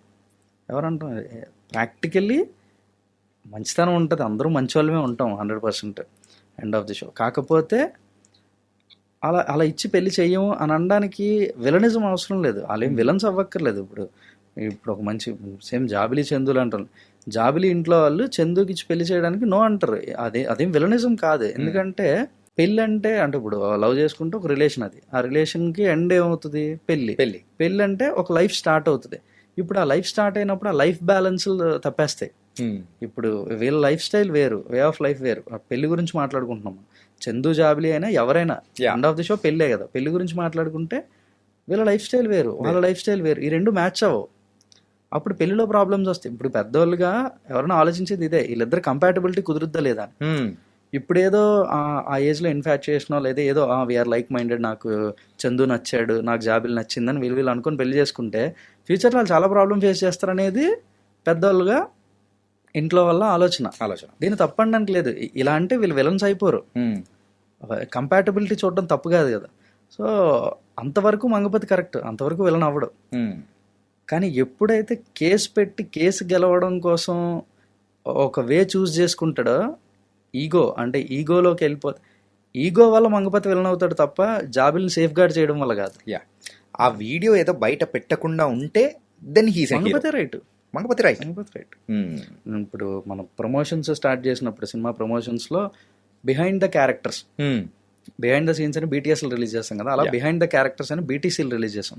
ఓకే, అంటే రీచ్ ఎంత వస్తుంది అనేది సెకండరీ, కానీ చూసే తక్కువ మంది అయినా ఆ తక్కువ మందికైనా ఇంట్రెస్టింగ్గా అనిపిస్తుందని ఒక ఐడియా దీప్తి గారు మేమంతా అనుకొని ప్లాన్ చేసాం. అందులో అన్ని క్యారెక్టర్స్ గురించి చెప్పుకుంటూ వెళ్తాం, ఒక్కొక్క క్యారెక్టర్ గురించి అందులో మంగపతి గురించి మాట్లాడేటప్పుడు ఇదే చెప్తాను నేను. Mangapathi correct, he's right. ఎంత కరెక్ట్ అంటే అతను కరెక్ట్ అని ప్రూవ్ చేసుకునే ప్రాసెస్లో అతను విలన్ అయిపోతాడు, అంత కరెక్ట్ అని. ఇది మంగపతి క్యారెక్టర్ని ఒక లైన్లో చెప్పమంటే ఇలా చెప్తాను నేను. ఓకే, అదే మంగపతి 100% కరెక్ట్, కానీ అతను కరెక్ట్ అని ప్రూవ్ చేసుకోవడానికి అతను విలన్ అయిపోయాడు.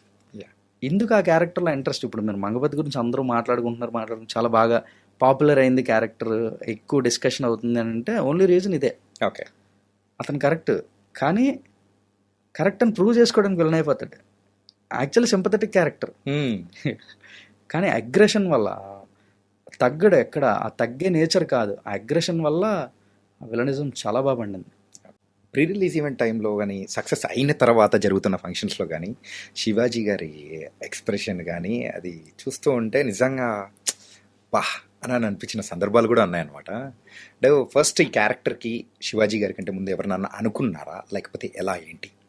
అనుకోవడం అంటే ఖచ్చితంగా అనుకున్నానని చెప్పలేనండి. కాకపోతే ఏంటంటే డిస్కషన్స్లో పేర్లు వస్తాయి. అంటే మామూలుగా ఒక క్యారెక్టర్ అనుకున్నప్పుడు ఈ క్యారెక్టర్కి ఆప్షన్స్ రాస్తాం, ప్రతి క్యారెక్టర్కి ఈ క్యారెక్టర్ ఈ ఆర్టిస్ట్ ప్లే చేయొచ్చు అని 1, 2, 3, 4 అని చెప్పి ప్రయారిటీ ఆర్డర్ వేసి ఆ లిస్ట్ రాసాము అంటే పేపర్ మీద పేరు రాసాము అని అంటే వీళ్ళలో ఎవరు వచ్చినా ఓకే. మంగపతి క్యారెక్టర్స్కి మాత్రం ఆ క్యారెక్టర్కి మాత్రం పేర్లు వస్తున్నాయి, అంటే ఆ టీం నుంచి త్రో చేస్తున్నారు. అప్పటికి ఇంకా పెద్ద టీం ఏం కాదు, మేము రైటింగ్ స్టేజ్లోనే ఫిక్స్ అయ్యాం శివాజీ గారిని. ఓకే, అప్పటికి వాల్ పోస్టర్కి వెళ్ళలేదు, నాన్నగారు రాలేదు, అంటే ఫుల్ టీం ఎవరు లేరు, రైటింగ్ టీం మాత్రం 2-3 వరకే ఉన్నాం. ఈ టీంలోనే మంగపతి మేము డిస్కస్ చేసుకుంటున్నప్పుడు మంగపతి రోజుకి మంగపతి గురించి మాట్లాడేటప్పుడు నేనే మంగపతి అయిపోతా ఉన్నాను. నేను మంగపతిలో బిహేవ్ చేస్తుంటాను, అరవడం కానీ, ఆ చూడడం కానీ, ఆ రియాక్షన్స్ ఇవన్నీ మంగపతి ఇలా ఉండాలి, ఇలా ఉంటాడు అని మాట్లాడుతూ ఉన్నాను నేను. ఆ డిస్కషన్ అలా ఆ డే ఎండ్కి వచ్చేసరికి మంగపతి ఎవరు చేస్తారా బాబు, అమ్మ అసలు ఈ క్యారెక్టర్ ఏంటి ఇలా ఉంది, ఎవరు చేస్తారో మంగపతి అనుకున్నారు. నెక్స్ట్ డే వచ్చి ఒక పేరు, ఒక ఆప్షన్ ఇస్తారు, మంగపతి ఇలా ఇతనైతే ఎలా ఉంటుందండి అని చెప్పి మా రైటింగ్ కార్తిక్ వంశీ మంగపతి ఈ ఆర్టిస్ట్ అని ఒక పేరు చెప్తే కాదు అనుకుని వాళ్ళు వెళ్ళిపో. అంటే మిగతా క్యారెక్టర్లకు ఆప్షన్స్ రాసేవాళ్ళం పేపర్ మీద, మంగపతి క్యారెక్టర్కి మాత్రం ఇలా అనుకుని వదిలేయటమే. పేపర్ మీద రాసే వరకు రాలేదు ఏ పేరు, ఏమో అంటే అంత కనెక్టింగ్గా అనిపించలేదు, ఇతను కాదేమో మంగపతి, ఇతను కాదేమో మంగపతి అనే ఫీల్డ్లోనే వదిలేసేవాళ్ళం అన్ని. బట్ కార్తిక్ ఒక రోజు అంటే డిస్కషన్ అంతా అయిపోయి ఇంటికి వెళ్ళిపోయిన తర్వాత బిగ్ బాస్ చూస్తా ఉన్నాడు, ఇంట్లో బిగ్ బాస్ వస్తుంది.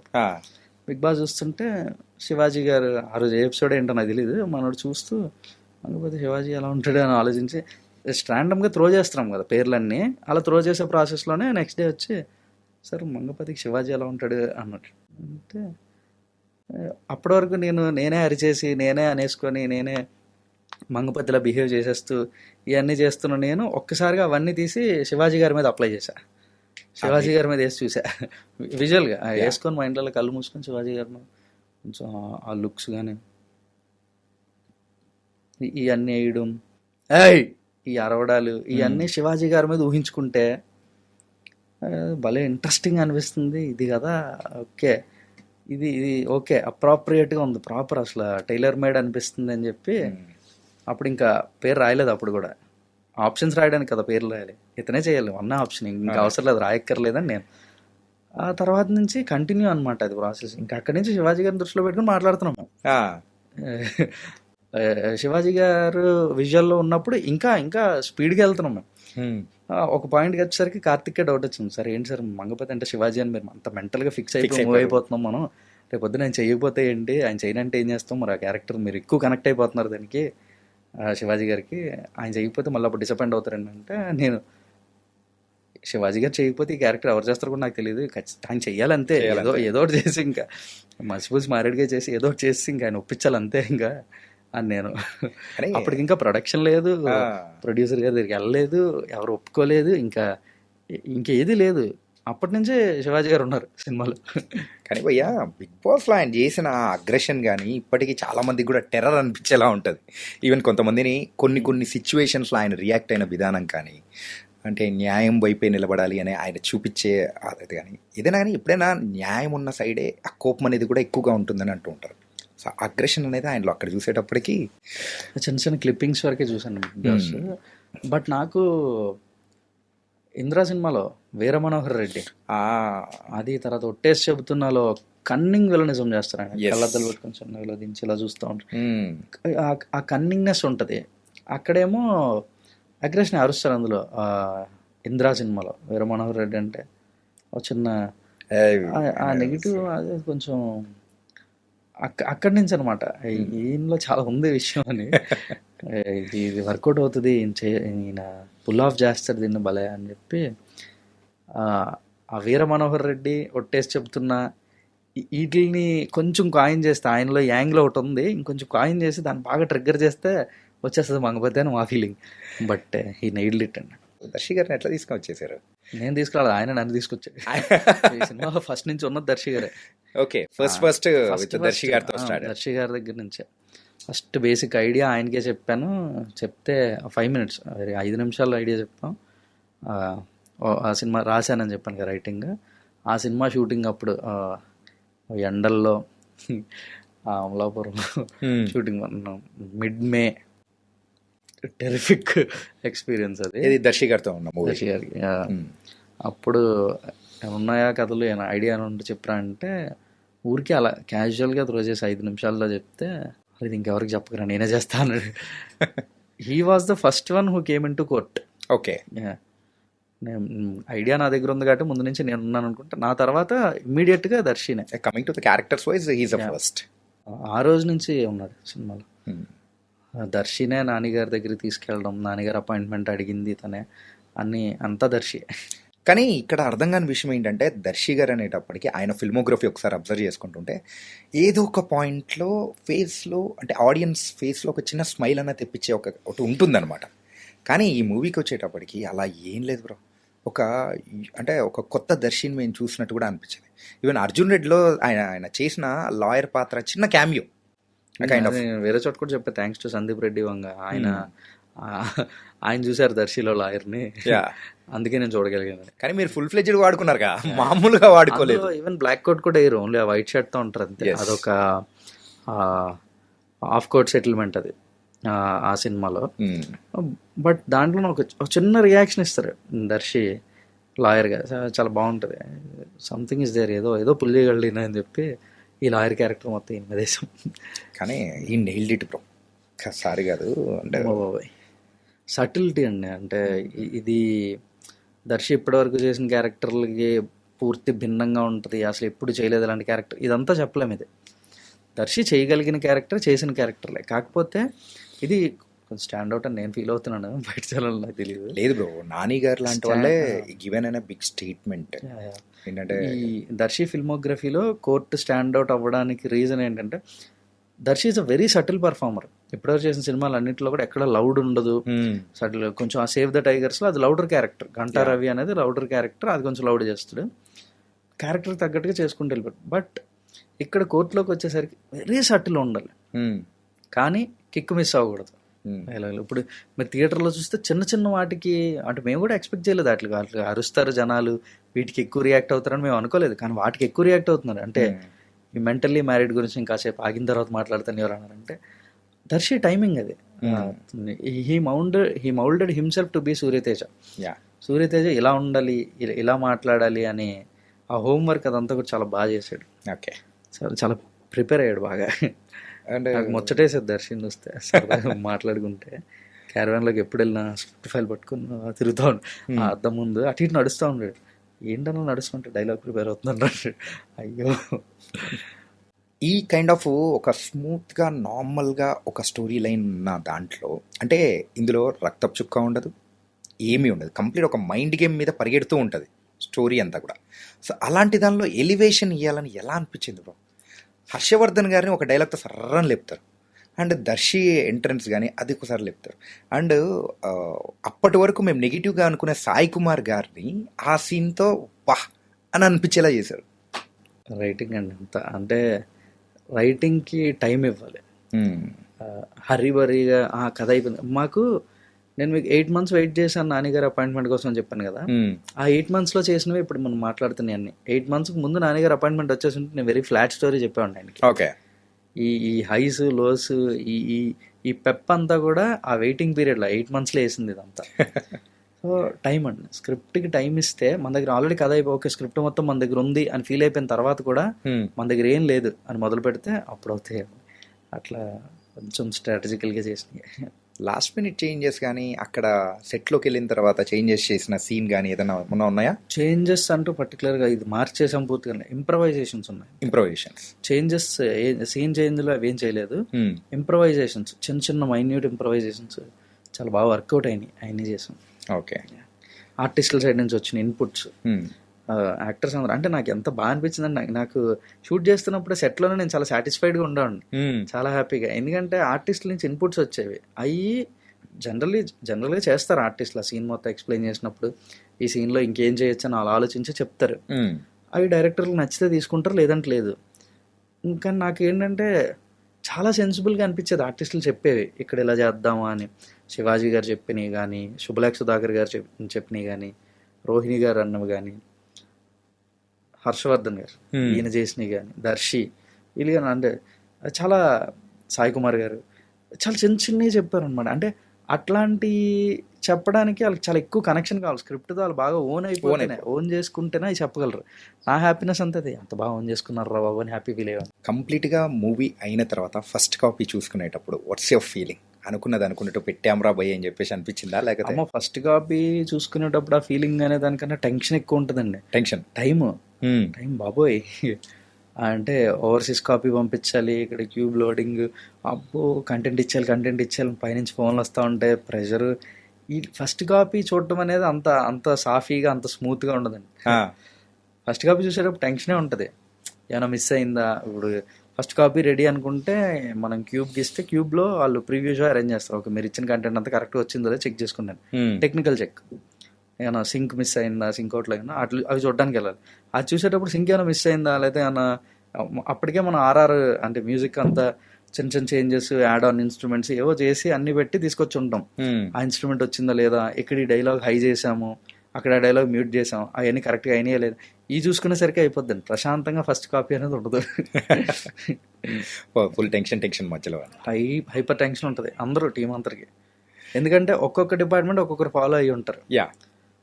సౌండ్ అంతా, సౌండ్ ఎఫెక్ట్స్ కానీ మ్యూజిక్ కానీ ఇదంతా ఏడీ టీం నుంచి ఒకరు ఫాలో అయ్యి ఉంటారు. విజువల్ సీజీకి పంపించిన షాట్లు, సీజీ షాట్లు అన్ని కరెక్ట్గా వచ్చినాయా లేదా, డిఐ నుంచి అనుకున్న షాట్లను, కొన్ని షాట్లలో చిన్న జూమ్ పెడతాం, ఆ జూమ్ కరెక్ట్గా వచ్చింది, ఈ అంతా విజువల్ ఫాలో అయిన ఏడీ అంతా ఇవన్నీ చూస్తారు. ఇవన్నీ చూసుకునేసరికి అయిపోతుంది టెక్నికల్ చెక్ అంతా మనకి.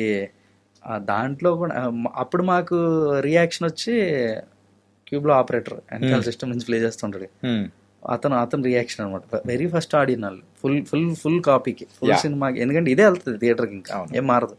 వీళ్ళు ఫస్ట్ ఆడియన్ అవుతారు. అతను చూస్తున్నా క్యూబ్ ఆపరేటర్.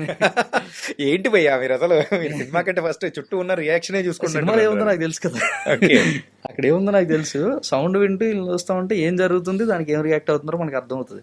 సో అట్లా చూసుకుంటాను. ఓకే, వీళ్ళు ఓకే. కానీ అండ్ పావురాలను ఎక్కడి నుంచి పట్టుకొచ్చారు బ్రో? ఏ పావురాలు బ్రో? అగ్రెషన్ సక్సెస్ తర్వాత వచ్చిన ఆ పావురాలు కాదు బ్రో, ఇందులో ఉన్న చందు అండ్ జాబిలి. ఓకే, వాళ్ళు పావురాలు అన్నారా? పావురాలే కరెక్టే. క్యారెక్టరైజేషన్ కూడా చాలా డీసెంట్ గా డెలికేట్ చేశారు, అంటే ఎస్టాబ్లిష్ చేశారు. ఇంటెన్షనల్ అండి అంత, ఇలాగే ఉండాలి అని కొంచెం అడమెంట్ అనే చెప్పాలి ఆ విషయంలో. చందు జాబిలి విషయంలో కొంచెం అడమెంట్ గానే ఉన్నాను. చందు ఈజీగానే దొరికేశాడు, రోషన్ ఈజీగా దొరికేశాడు అనడం వెనుక చందు రోషన్ ప్యాషన్ రైమింగ్ ఉంది. ఓకే, చూపించిన ప్యాషన్ అంటే ఆడిషన్కి వచ్చాడు, ఆడిషన్కి 2 సీన్లు చెప్పాం, 2 సీన్లు చేశాడు. చేసిన తర్వాత ఏం అర్థమైందో తెలీదు రోషన్కి, ఏమర్థం చేసింది, కానీ ఈ క్యారెక్టర్ ఎలా అయినా నేనే చెయ్యాలి, ఇది నాకే రావాలి అని ద ఫాలో అప్. ఎవరికి ఫోన్ చేయొచ్చు, ఎవరి కాంటాక్ట్ నెంబర్స్ ఉన్నాయి, ఏమైందన్నా మళ్ళీ రమ్మంటారా, లేకపోతే ఇంకోలా అయినా చేయనా, లేదా కాస్ట్యూమ్ వేసుకొని అంటే ఆ క్యారెక్టర్ తగ్గ కాస్ట్యూమ్స్ అయినా తెచ్చుకొని చేయనా అని ఒక రకమైన ఎంతూజియాజం, ఒక ఇంట్రెస్ట్ చూపించాడు. రోషన్ మీద భలే అనిపించింది నాకు అసలు స్టార్టింగ్లోనే. అంటే ఏదో చూసాడు ఈ క్యారెక్టర్లో, ఎలా అయినా ఈ క్యారెక్టర్ నేనే చెయ్యాలి అనే ఎక్సైట్మెంట్ కనిపించింది రోషన్. బాగా అనిపించింది నాకు. ఓకే, ఈ రేంజ్ ఎక్సైట్మెంట్ ఉన్నోడు చందు ప్లే చేస్తే చాలా బాగుంటుందని బాగా అనిపించి చందుకి తొందరగానే ఫిక్స్ అయ్యాం. జాబిలి మాత్రం ఒక పాయింట్లో ఏంటి నాకు జాబిలి దొరకదా ఈ టెన్షన్ కూడా వచ్చింది నాకు. అంటే మన పారామీటర్స్ ఏంటంటే మా కన్సిస్టెన్సీ ఉంది, తెలుగు అమ్మాయి కావాలి, ఆ 17 yearsలోనే ఉండాలి. 22 years అమ్మాయినో లేదా 24 years అమ్మాయినో తీసుకొచ్చి ఇచ్చి నీకు 17 years అమ్మాయిలో చూపించమంటే చూపించడానికి రెడీగా లేను. అది అవ్వదు, ఈ సినిమాకి అది వర్కౌట్ అవ్వదు. ఫ్రెష్ ఫేసెస్, కొంచెం మ్యానిపులేట్ చేయకూడదు ఏజ్ ఈ సినిమాలో. అంటే వీళ్ళు చిన్నపిల్లలు, వీళ్ళు ఇన్నోసెంట్, ఆ ఫేసెస్లో ఆ ఇన్నోసెన్స్ తెలియాలి, అలాగే ఉండాలి. మనం మళ్ళీ ఏదో మ్యానిపులేట్ చేస్తే ఉన్న ఆ అడాలసెంట్ ఆ చిన్న ఫీలింగ్ ఉంటుందండి, అది మిస్ అయిపోతే మళ్ళీ వర్కౌట్ అవుతుంది, రాదని చెప్పి తెలుగు అమ్మాయి ఉంటుంది. తెలుగు అమ్మాయి కాకపోతే ఎక్కడో చిన్న సినిమాటిక్గా అనిపిస్తుంది, ఆ మాత్రం సినిమాటిక్గా వెళ్ళడానికి కూడా రెడీగా లేము. సో తెలుగు అమ్మాయి ఉండాలి, ఏజ్ రెస్ట్రిక్షన్ ఉంది, 17 years అమ్మాయే కావాలి, అంటే బిలో 18, 100% బిలో 18 అమ్మాయి ఉండాలి, 18 దాటిన అమ్మాయి వద్దు అని మనం 17 ఉండాలి, తెలుగు అమ్మాయి అయి ఉండాలి, ఎక్కడ అంటే మళ్ళీ క్యూట్గా ఉండాలి. ఎన్ని ప్రొఫైల్స్ అంటే కోఆర్డినేటర్స్ పిచ్చి వచ్చేసేది, 100 profiles పంపించారు, అన్ని చూసేవాళ్ళం. కాదు ఈ అమ్మాయి కాదు మా వల్ల కాదండి నేను చేతులు ఎత్తేద్దాం అనుకుంటే, కానీ ఎవరు చేతులు ఎత్తలేదు. కోఆర్డినేటర్స్ ఆర్ వెరీ, అంటే వచ్చి మాట్లాడారు, అంటే మీరు చూస్తున్న పారామీటర్స్కి మీకు తెలుగులో దొరకడం కష్టం అండి, అదర్ లాంగ్వేజ్ ట్రై చేద్దాం, మలయాళం నుంచి దొరకచ్చు ఆ ఏజ్ గ్రూప్లో, అండ్ మళ్ళీ పర్ఫార్మర్ అయి ఉండాలి, ఏజ్ మ్యాచ్ అయ్యి తెలుగు అమ్మాయి అయ్యి ఉండి క్యూట్గా ఉంటే సరిపోదు, పర్ఫార్మర్ ఇవన్నీ ఉన్నాయి. మలయాళంలో మంచి పర్ఫార్మర్స్ ఉంటారు, అక్కడి నుంచి మనం చూస్ చేసుకోవచ్చేమో, మలయాళం ప్రొఫైల్స్ పంపించమంటారా, ఇక్కడ వరకు వచ్చాం మేము. ఏంటి తెలుగులో ఇంకా అమ్మాయి తెలుగులో నాకు జాబిలు దొరకదా అని నా బాధ, ఏంట్రా ఫీల్ అవుతూ ఉండే. అప్పుడు సంహౌ ఈ ఫౌండ్ జాబిలి, నా ఫ్రెండ్ యువరాజ్ మనోడు, అంటే జాబిలి కోసం మేము తెగెతుకుతున్నామని ప్రొఫైల్స్ అన్నీ పంపిస్తూ ఉండేవారు. మనోడు కూడా ప్రొఫైల్స్ అన్ని పంపిస్తూ ఉంటే సడన్గా ఈ ప్రొఫైల్ పంపించాడు. ఈ అమ్మాయి జాబిలికి ఏమైనా సెట్ అవుతుందేమో చూడు అంటే ఇన్స్టా ప్రొఫైల్ చూసిన వాళ్ళందరినీ ఆడిషన్ చేసి రమ్మని పిలవలేము, ఎందుకంటే అక్కడ యాక్టర్ అని ఉండాలి, వాళ్ళకి యాక్టింగ్ ఇంట్రెస్ట్ ఉంటేనే వాళ్ళని పిలవాలి. ఊరికే ఇన్స్టాలో చాలా బాగా అనిపించి రీల్స్ బాగా చేస్తున్నారని వాళ్ళందరినీ పిలిస్తే వాళ్ళకి సినిమాల్లో యాక్ట్ చేయడానికి ఆ ఫ్రీడమ్ లేకపోతే ఆ పర్మిషన్ ఉండదు వాళ్ళకి. రీల్స్ వరకు ఏదో ఇంట్లో చేసుకో అని అంటారు, కానీ సినిమాల్లో యాక్ట్ చేస్తున్నట్టు తాడ తీస్తూ ఉంటారు ఖచ్చితంగా ఇంట్లో. సో ఇప్పుడు ఆ పారామీటర్ కూడా ఉంది అక్కడ. వాటి మధ్యలో ఈ అమ్మాయి శ్రీదేవి అని ఒక ప్రొఫైల్ పంపించగా, బేబీ శ్రీదేవి అని ఉండేది ప్రొఫైల్ పంపించగానే నేను ఫస్ట్ ఆ ప్రొఫైల్ కూడా చూడకుండా పైన యాక్టర్ అని ఉందా అని అడిగేవాడిని. యాక్టర్ అని ఉంది ఈ అమ్మాయి అంటే అయితే చూస్తారని. అప్పుడు అంటే యాక్టర్ అవ్వాలనే ఇంట్రెస్ట్ ఉన్న వాళ్ళు ఇన్స్టాగ్రామ్ ప్రొఫైల్లో పైన యాక్టర్ అని పెట్టుకుంటారు. సో యాక్టర్ అని ఉందని అప్పుడు చూస్తే ఆ రీల్స్లో చాలా ఇంట్రెస్టింగ్గా అనిపించి వెంటనే టీంకి ఇచ్చి పిలిపించండి అంటే the very next day Kakinada నుంచి వచ్చింది ఈ అమ్మాయి జాబిలి. ఈరోజు జాబిలి అలా సెట్ అయిపోయింది. ఓకే, అంటే మూవీ రిలీజ్ అయిన తర్వాత మూవీ మీద వస్తున్న మీమ్స్ అన్నీ చూస్తుంటే మీకు ఎలా అనిపిస్తుంది? నేను చాలా తక్కువ సోషల్ మీడియా బాగా తక్కువ, కానీ నేను చూస్తాను, నాకు చూపిస్తారు. నేను చూడడం కన్నా చూపించేవి ఎక్కువ. బాగా అనిపిస్తుంది. అంటే నా వరకు ఏంటంటే ఎంత ఎక్కువ మీమ్స్ వస్తే సినిమా అంత ఎక్కువ సక్సెస్ అయినట్టు అని ఫీల్ అవుతాను. And it's true. ఒక సినిమా గురించి మీమ్స్లో కానీ లేదంటే ట్రోల్స్లో కానీ ఎక్కువ మాట్లాడుకుంటున్నారంటే దానికి ఎక్కువ క్రేజ్ ఉందని, దానికి ఎక్కువ పాపులారిటీ వచ్చిందని. అట్లా ఎక్కువ మీమ్స్ వస్తుంటే అబ్బా సినిమా ఎక్కువ క్రేజ్ వచ్చిందని ఫీల్ అవుతుందండి. కానీ చాలా కొన్ని ఎంత క్రియేటివ్గా ఉన్నాయంటే మీమ్స్ అసలు ఎంత బాగున్నాయో, బాగా చేశారు. అంటే నవ్వుకోవడానికే చేస్తారు అవన్నీ, బాగా నవ్వించారు మీమ్స్లో. మేము సినిమాలో నవ్వించలేదు, సినిమాలో మేము నవ్వించలేదు, కోర్టు సినిమాతో నవ్వించే బాధ్యత మేమర్స్ తీసుకున్నారు. Thanks to all the members. సరదాగా మీరు కూడా అంటే టీం ఒక వీడియో చేశారు కదా, అంటే దర్శి గారు, శివాజీ గారు అండ్ రోషన్ అండ్ శ్రీదేవి నలుగురు కలిసి మీమ్స్ గురించి వీడియో రిలీజ్ చేస్తే మేము రియాక్షన్స్ భలే ఉంది బ్రో. అసలు అంటే ఒక్కొక్కరు ఒక్కొక్కటి చేస్తూ ఉంటే శివాజీ గారి ఎక్స్ప్రెషన్ కానీ శ్రీదేవి ఎక్స్ప్రెషన్ కానీ అంటే ఒక్కొక్కరి రియాక్షన్ కూడా కంప్లీట్ డిఫరెంట్ అనిపించింది. అది అంత బాగా ఎక్కేసింది మళ్ళీ. అంటే అదే అంటున్నాను కదా, మీమ్స్ అంటే ఎంత మీమ్స్ వచ్చినాయి అంటే ఆ మీమ్స్కి రియాక్షన్ వీడియో చేసాం. మీరు అన్న వీడియో చేస్తే ఆ వీడియో యూట్యూబ్లో పెడితే దానికి కూడా 1 million వ్యూస్ వచ్చినాయి. అంత 1 million దాటిని అంటే ఏం జరుగుతుంది అసలు బయట అనుకున్నాను నేను థియేటర్కి వెళ్ళి థియేటర్ అప్లాజ్ థియేటర్ రియాక్షన్ చూసుకొని వచ్చేసి నేను ఓకే సినిమా బాగా ఆడుతుంది అనుకుంటున్నాను, కానీ నేను అనుకున్న దానికన్నా ఇంకా బాగా ఆడుతుంది బయట ఇన్స్టాగ్రామ్లో. ఓకే సూపర్ అనుకున్నాను. ఓకే, ఇప్పుడు మూవీ రిలీజ్ అవ్వకముందు అయితే ఎస్పెషల్లీ ఆ ఒక స్టెప్తోనే ఆ స్టెప్తో ఒక రకంగా మీరైతే వాయిచ్చేస్తే రిలీజ్ అయిన తర్వాత రిలీజ్ అయిన తర్వాత ఇంకొక ఇంట్రెస్టింగ్ మీమ్ ఏంటంటే శుభం కాటు పడేటప్పుడు వాళ్ళిద్దరూ హక్ చేసుకునే సీన్ ఒకటి ఉంటుంది. అక్కడ కూడా ఒక సరదా మీమ్స్ అనమాట. అవును, అప్పుడు ప్రియదర్శి గారిది ఉంటుంది అనమాట రియాక్షన్, ఇందుకేనా నేను వాదిచ్చింది ఒకటే సరదాగా. అవన్నీ భలే సరదా అనిపించింది. అండ్ కోర్టు మూవీ మీద చూడాలి అనే ఒక ఎంతూసియాస్టిక్ అనేది కూడా పెరిగేలా చేసేసాయి. సినిమా చూడడానికి మీమ్స్ అని చూస్తే ఏముందిరా ఈ సినిమాలో అని అనిపించే ఇంట్రెస్ట్ తీసుకొచ్చారు. Great job. And coming to the music bro, and background music కానీ అండ్ దాని తర్వాత ఆ సాంగ్ కానీ ఎవ్రీథింగ్ పర్ఫెక్ట్ సింక్ ఎలా చేసేసారు విజయబుల్ కానీ, ఎలా అనిపించింది బ్రో? ఆయన విజయ్ బ్రో ఆయన ఒక రకమైన మనిషి, వెరైటీగా అనిపిస్తుంది. ఏ ఇన్పుట్ బ్రో ఇక్కడ ఇలా రావాలి, ఇది ఇలా ఉండాలి, ఈ మ్యూజిక్ ఇక్కడ ఇది చేయాలి, ఇలా రావాలా, ఏం మాట్లాడుకోలేదు. సినిమా తీసాను, సినిమా పంపించాను, నేను మ్యూజిక్ చేశాడు అంతే. నేనేం మాట్లాడలే, దానికి తగ్గట్టు అయిపోయింది మొత్తం. ఆయన ఏం ఫీల్ అయ్యాడో అది చేశాడు మ్యూజిక్ అంతే. నేను అదే అన్నా బ్రో, సినిమాని నేను ఎక్స్ప్లెయిన్ చేయాలనుకోవట్లేదు. అంటే ఇప్పుడు మనం ఎక్స్ప్లెయిన్ చేసాం అనుకోండి, ఓకే ఇక్కడ టెన్షన్ బ్రో, ఇక్కడ హై, లేదా ఇక్కడ ఇది అని మనం అన్నీ చెప్తే చేస్తారు, వస్తుంది మ్యూజిక్ ఫైన్. కానీ నేను అంటే ఇప్పుడు చెప్తే కొంచెం ఓవర్ యాక్షన్లో ఉంటుంది. నేను ఈ సినిమా రిజల్ట్ అక్కడే చూశానండి, సక్సెస్ అక్కడే చూశాను నేను ఈ సినిమాది. ఎక్కడ ఏం ఉండాలి, ఏం ఫీల్ అవ్వాలి, మ్యూజిక్లో ఏం రావాలి అనేది మనం చెప్పకుండా ఆయన డెలివర్ చేశాడు. అంటే ఆయన ఈ సినిమాని అర్థం చేసుకున్నాడు ఆయన. ఓకే అయిపోయింది పని అనిపించింది అప్పుడు. చాలా అసలు విజయ్ బ్రత వర్కింగ్ అసలు అదిరిపోద్ది. ఓకే. ఈ సినిమాలో 2 సాంగ్లు ఉన్నాయి కదా, Yeah. 2 ట్యూన్స్ కూడా ఫస్ట్ ట్యూన్ ప్రేమలో సాంగ్కి ఫస్ట్ ట్యూన్ పంపించారు, అది ఓకే. సెకండ్ సాంగ్ చిట్టుగోవాకి ఒక ట్యూన్ పంపించారు, అది ఓకే. అంతే, అంతే అయిపోయింది. 2 ట్యూన్స్ పంపించారు, 2 ఓకే అంతే. కానీ దర్శి గారికి just because of that understanding of the film, సినిమాని ఆయన అర్థం చేసుకున్న విధానం.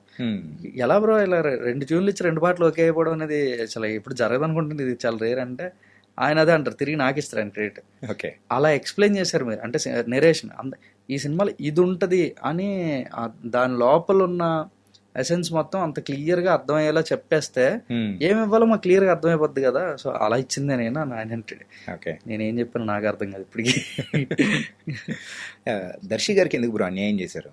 అక్కడ లవ్ స్టోరీ ఏమో అట్లా మంచిగా పెట్టారు, ఇక్కడికి ఈయనకేమో లవ్ స్టోరీ పెట్టనట్టు అట్లా చూపించినట్టు చేసేసారు. లవ్ స్టోరీ ఏం కాదు, ఏం లేదు అసలు. ఈ దర్శి సూర్యతేజ్ అనే క్యారెక్టర్కి ఏముండదు అసలు, లవ్ ఇంట్రెస్ట్ ఉండదు, ఏముండదు. అది దర్శి గ్రేట్నెస్ అండి. బయటకు అంటా ఉంటాడు, అరే నువ్వు లవ్ స్టోరీ తీసుకెళ్ళి వాడికే పెట్టావు సాంగ్, వాడి సాంగ్ పెద్ద హిట్. అది రిలీజ్కి ముందే, సాంగ్ రిలీజ్ అవ్వడానికి ముందే సాంగ్ వినిపిస్తే సాంగ్ పెద్ద హిట్ రా, ఇది ఎక్దమ్ చాట్ బస్టర్ అవుతుంది ఈ సాంగ్ అని అన్నాడు. అన్న రిలీజ్ అవ్వకముందు ఎలా చెప్తావన్నా ఇట్లాంటి అని నేను, అరే నువ్వు చూడురా, నువ్వు రిలీజ్ చేయి అనేవాడు. అంత కాన్ఫిడెన్స్ ఉండేది ఆ సాంగ్ మీద. ఆ సాంగ్ రిలీజ్కి ముందే లవ్ స్టోరీ అడిగే పెట్టావు, హిట్ సాంగ్ అడిగే పెట్టావు, అన్నీ అడిగే ఉన్న సినిమా, నాకేముందిరా నల్లకొడి తప్ప అనేవాడు. అది సరదాగా బయటకు అంటా ఉండేది అది సరదాగా, బట్ వెరీ జెంటిల్మెన్ అండి, హీ నోస్. ఈ సినిమాలో సూర్యతేజ అనే క్యారెక్టర్కి లవ్ ఇంట్రెస్ట్ కానీ లేదా ఇంకొక అదర్ డీవియేషన్ కానీ ఏమి ఉండదు, ఉండకూడదు. ఉండకపోతేనే వర్కౌట్ అవుతుంది. ఎందుకంటే కోర్ట్ రూమ్ డ్రామా ఈ సినిమా అయినప్పటికీ కూడా ఇట్స్ అ లవ్ స్టోరీ. ఇప్పుడు జాన్రా అంటే సినిమా లాంగ్వేజ్లో జాన్రా మాట్లాడాలంటే ఈ సినిమాకి court room drama is a genre. My personal genre for this film is love story. ఇది ఇద్దరు టీనేజర్స్ లవ్ స్టోరీ. ఇది ఇద్దరు టీనేజర్స్ లవ్ స్టోరీ చెప్తున్నాము ఒక పక్క, అండ్ అదే స్టోరీ వాళ్ళ స్టోరీయే ఈ సినిమా కథ, మెయిన్ డ్రైవింగ్ ఎలిమెంట్ అంతా కూడా వాళ్ళ లవ్ స్టోరీయే.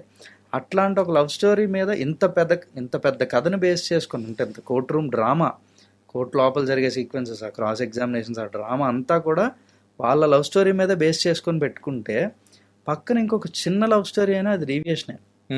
అది చేయకూడదన్న, అది ఉండదు, అది రాకూడదు. అంటే సినిమా వర్కౌట్ అవ్వాలంటే అది ఉండకూడదు. రైట్. అండ్ ఈ లవ్ స్టోరీలో జరిగే ప్లే మొత్తాన్ని నడిపించేది దర్శియే కాబట్టి obviously he's there in the film, he's there in the love story అన్నిట్లో అతను ఉన్నాడు. అందుకే తనకి హీ నోస్ సో మచ్ అండి, ఇమ్మెన్స్ నాలెడ్జ్.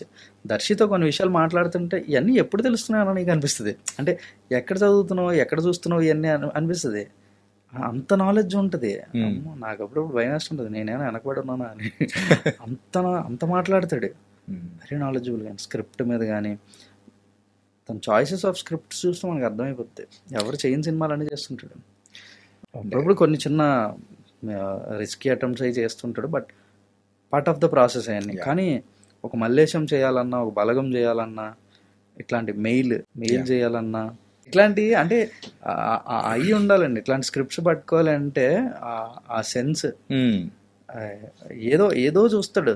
మీరు యూజువల్గా ఈ మూవీ రిలీజ్కి ముందు కానీ సో రిలీజ్ తర్వాత కానీ జరుగుతున్న ఈవెంట్స్లలో మెయిన్గా సో మీ డైరెక్షన్ టీమ్ని వాళ్ళని పిలిచి వాళ్ళతో మాట్లాడించడము, ఇలా ఏంటండి, ఎలా వచ్చింది అసలు? అది ఏం లేదని రావడం, అది ఏం లేదు. నా థాట్ అంటే assistant directors are the first audience, very first audience. అంటే అప్పటికి మనం కథ ఎవరెవరు చెప్పుంటాం, సినిమాలో ఇన్వాల్వ్ అయిన వాళ్ళకి చెప్పుంటాం, ప్రొడ్యూసర్స్, టెక్నీషియన్స్, డిఓపి, మ్యూజిక్ డైరెక్టర్లు అందరికీ చెప్పుంటాం. బట్ అసిస్టెంట్ డైరెక్టర్కి కథ చెప్పం. స్క్రిప్ట్ ఇస్తారు, ఫైల్ ఇస్తారు, చదవమంటారు. పేపర్ మీద చదివి కథను అర్థం చేసుకుని ఆ సినిమాకి పనిచేస్తారు. అంటే they are the first audience. వాళ్ళ పాయింట్ ఆఫ్ వ్యూ నుంచి సినిమా ఏంటో మాట్లాడిస్తే బాగుంటుందని నాకు ఎందుకు అనిపించింది, అది చేశాను అంతే. ఏదో అసిస్టెంట్ డైరెక్టర్ని స్టేజ్ మీద పిలిచి మాట్లాడిచ్చాడు, ఓకే ఏం డైరెక్టర్ అవుతున్నాను, ఇదేం కాదు అనిపించింది, ఇదేం లేదు ఇందులో. And so court movie and assistant directors అనే వాళ్ళు అన్సంగ్ హీరోస్ అండి. వాళ్ళు మాట్లాడుకోవాలంటే ఇప్పుడు ఏదో నా టీము ఎక్సలెంట్గా పనిచేశారు, వీళ్ళకి రికగ్నిషన్ రావాలి అని చేసింది కాదు ఇది. ప్రతి సినిమాకి అసిస్టెంట్ డైరెక్టర్ అలాగే పనిచేస్తారు. Yeah. ఏడీ టీం అనేది అన్ని సినిమాలకు అలాగే ఉంది. నేను ఏడీగా పనిచేసినప్పుడు నేను కూడా అంతే. నేను ఏడీగా పనిచేస్తున్నప్పుడే నాకు అనిపించేది ఏడీస్కి ఎందుకు రికగ్నిషన్ రాదు అంటే. అఫ్ కోర్స్ అప్పుడు రిటర్న్ వచ్చే ఆన్సర్ ఏంటంటే, ఏడీ ఏదో రోజు డైరెక్టర్ అయితే మీకు వేరు కదా, మీకు వచ్చే పేరు వేరు, మీకు వచ్చే డబ్బులు వేరు ఇవన్నీ అంటారు. కానీ ఎక్కడో ఒకడికి వస్తుంది అది. అసిస్టెంట్ డైరెక్టర్ ఉన్నప్పుడే ఫీల్ అయి ఉన్నది, ఓకే అసిస్టెంట్ డైరెక్టర్లు కూడా రికగ్నైజ్ చేయబడితే బాగుంటుంది అని. నేను ఏదో చేశానని నేను అనుకోను, కానీ ఈ సినిమాకి అంతేనండి. అసిస్టెంట్ డైరెక్టర్లు అనేవాళ్ళు మనం ఏదైనా టక్మని ఏదైనా పట్టుకోవాలన్నా వాళ్ళే, ఏదో పరిగెట్టాలన్నా వాళ్ళే, మాట్లాడాలన్నా వాళ్ళే, మాటలు పడాలన్నా వాళ్ళే, అన్ని వాళ్ళే అండి. మనం చైర్లో కూర్చొని ఊరికే బిల్డప్ ఇస్తే సరిపోద్ది. డైరెక్టర్ అంటే అంతే. ఒకప్పుడు మీరు కూడా చేసిన వాళ్ళే కదండి. అవునవును, ఐడియా అనే వాళ్ళందరూ. అందుకే ఈ సినిమా నేను ఈవెంట్లో కూడా అంటా, వాళ్ళే డైరెక్టర్స్ ఈ సినిమాకి, వాళ్ళందరూ కలిపి డైరెక్షన్ చేశారు, నేను పేరేసుకున్నాను అంతే. ఓకే. అండ్ ఇప్పుడు మీకు వచ్చిన పేరు కానీ అండ్ ఒక సక్సెస్ కానీ అంత ఈజీగా రాలేదు. It's from many years you struggled and came it. And ఇప్పుడు ఒక సక్సెస్ అనేది వచ్చింది, దీన్ని నిలబెట్టుకోవడానికి ఇప్పుడు ఇంకా బాధ్యత అనేది కూడా పెరుగుతుంది కదా. ఇన్ఫ్యాక్ట్ చెప్పాలంటే ప్రయత్నించే టైంలో అది ఉండేది వేరుంటుంది, వచ్చిన తర్వాత దాన్ని నిలబెట్టుకునేది అది ఇంకా పెద్ద రిస్కీ ప్రాసెస్.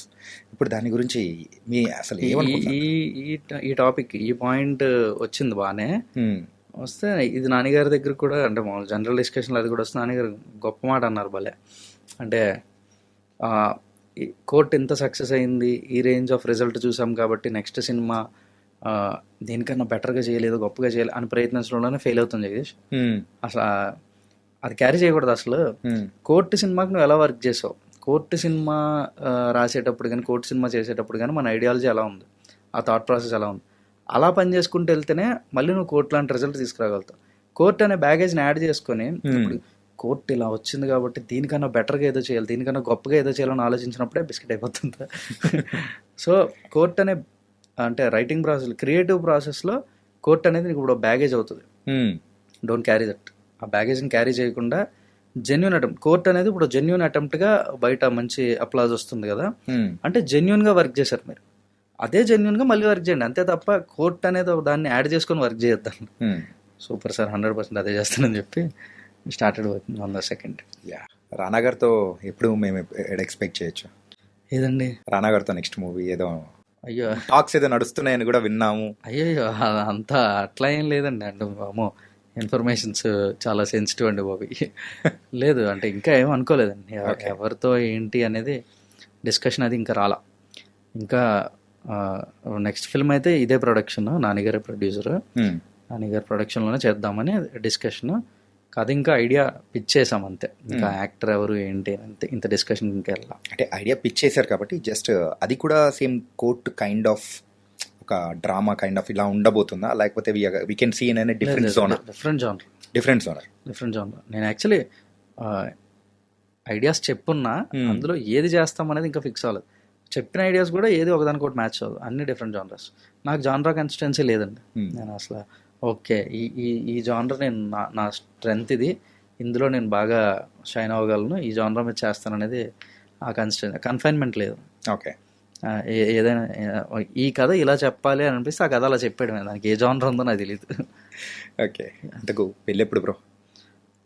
కుదరాలి బ్రో, అంతే అంటే అంతే అంటే అంతే అంటే లైఫ్ ప్రాసెస్ అంతే, జరగాల్సిన టైంలో జరిగిపోతుంది. లవ్ అయ్యో అంతే, ఇంకా పార్ట్ ఆఫ్ లైఫ్. అంటే ఉందనుకోవాలా లేదనుకోవాలా?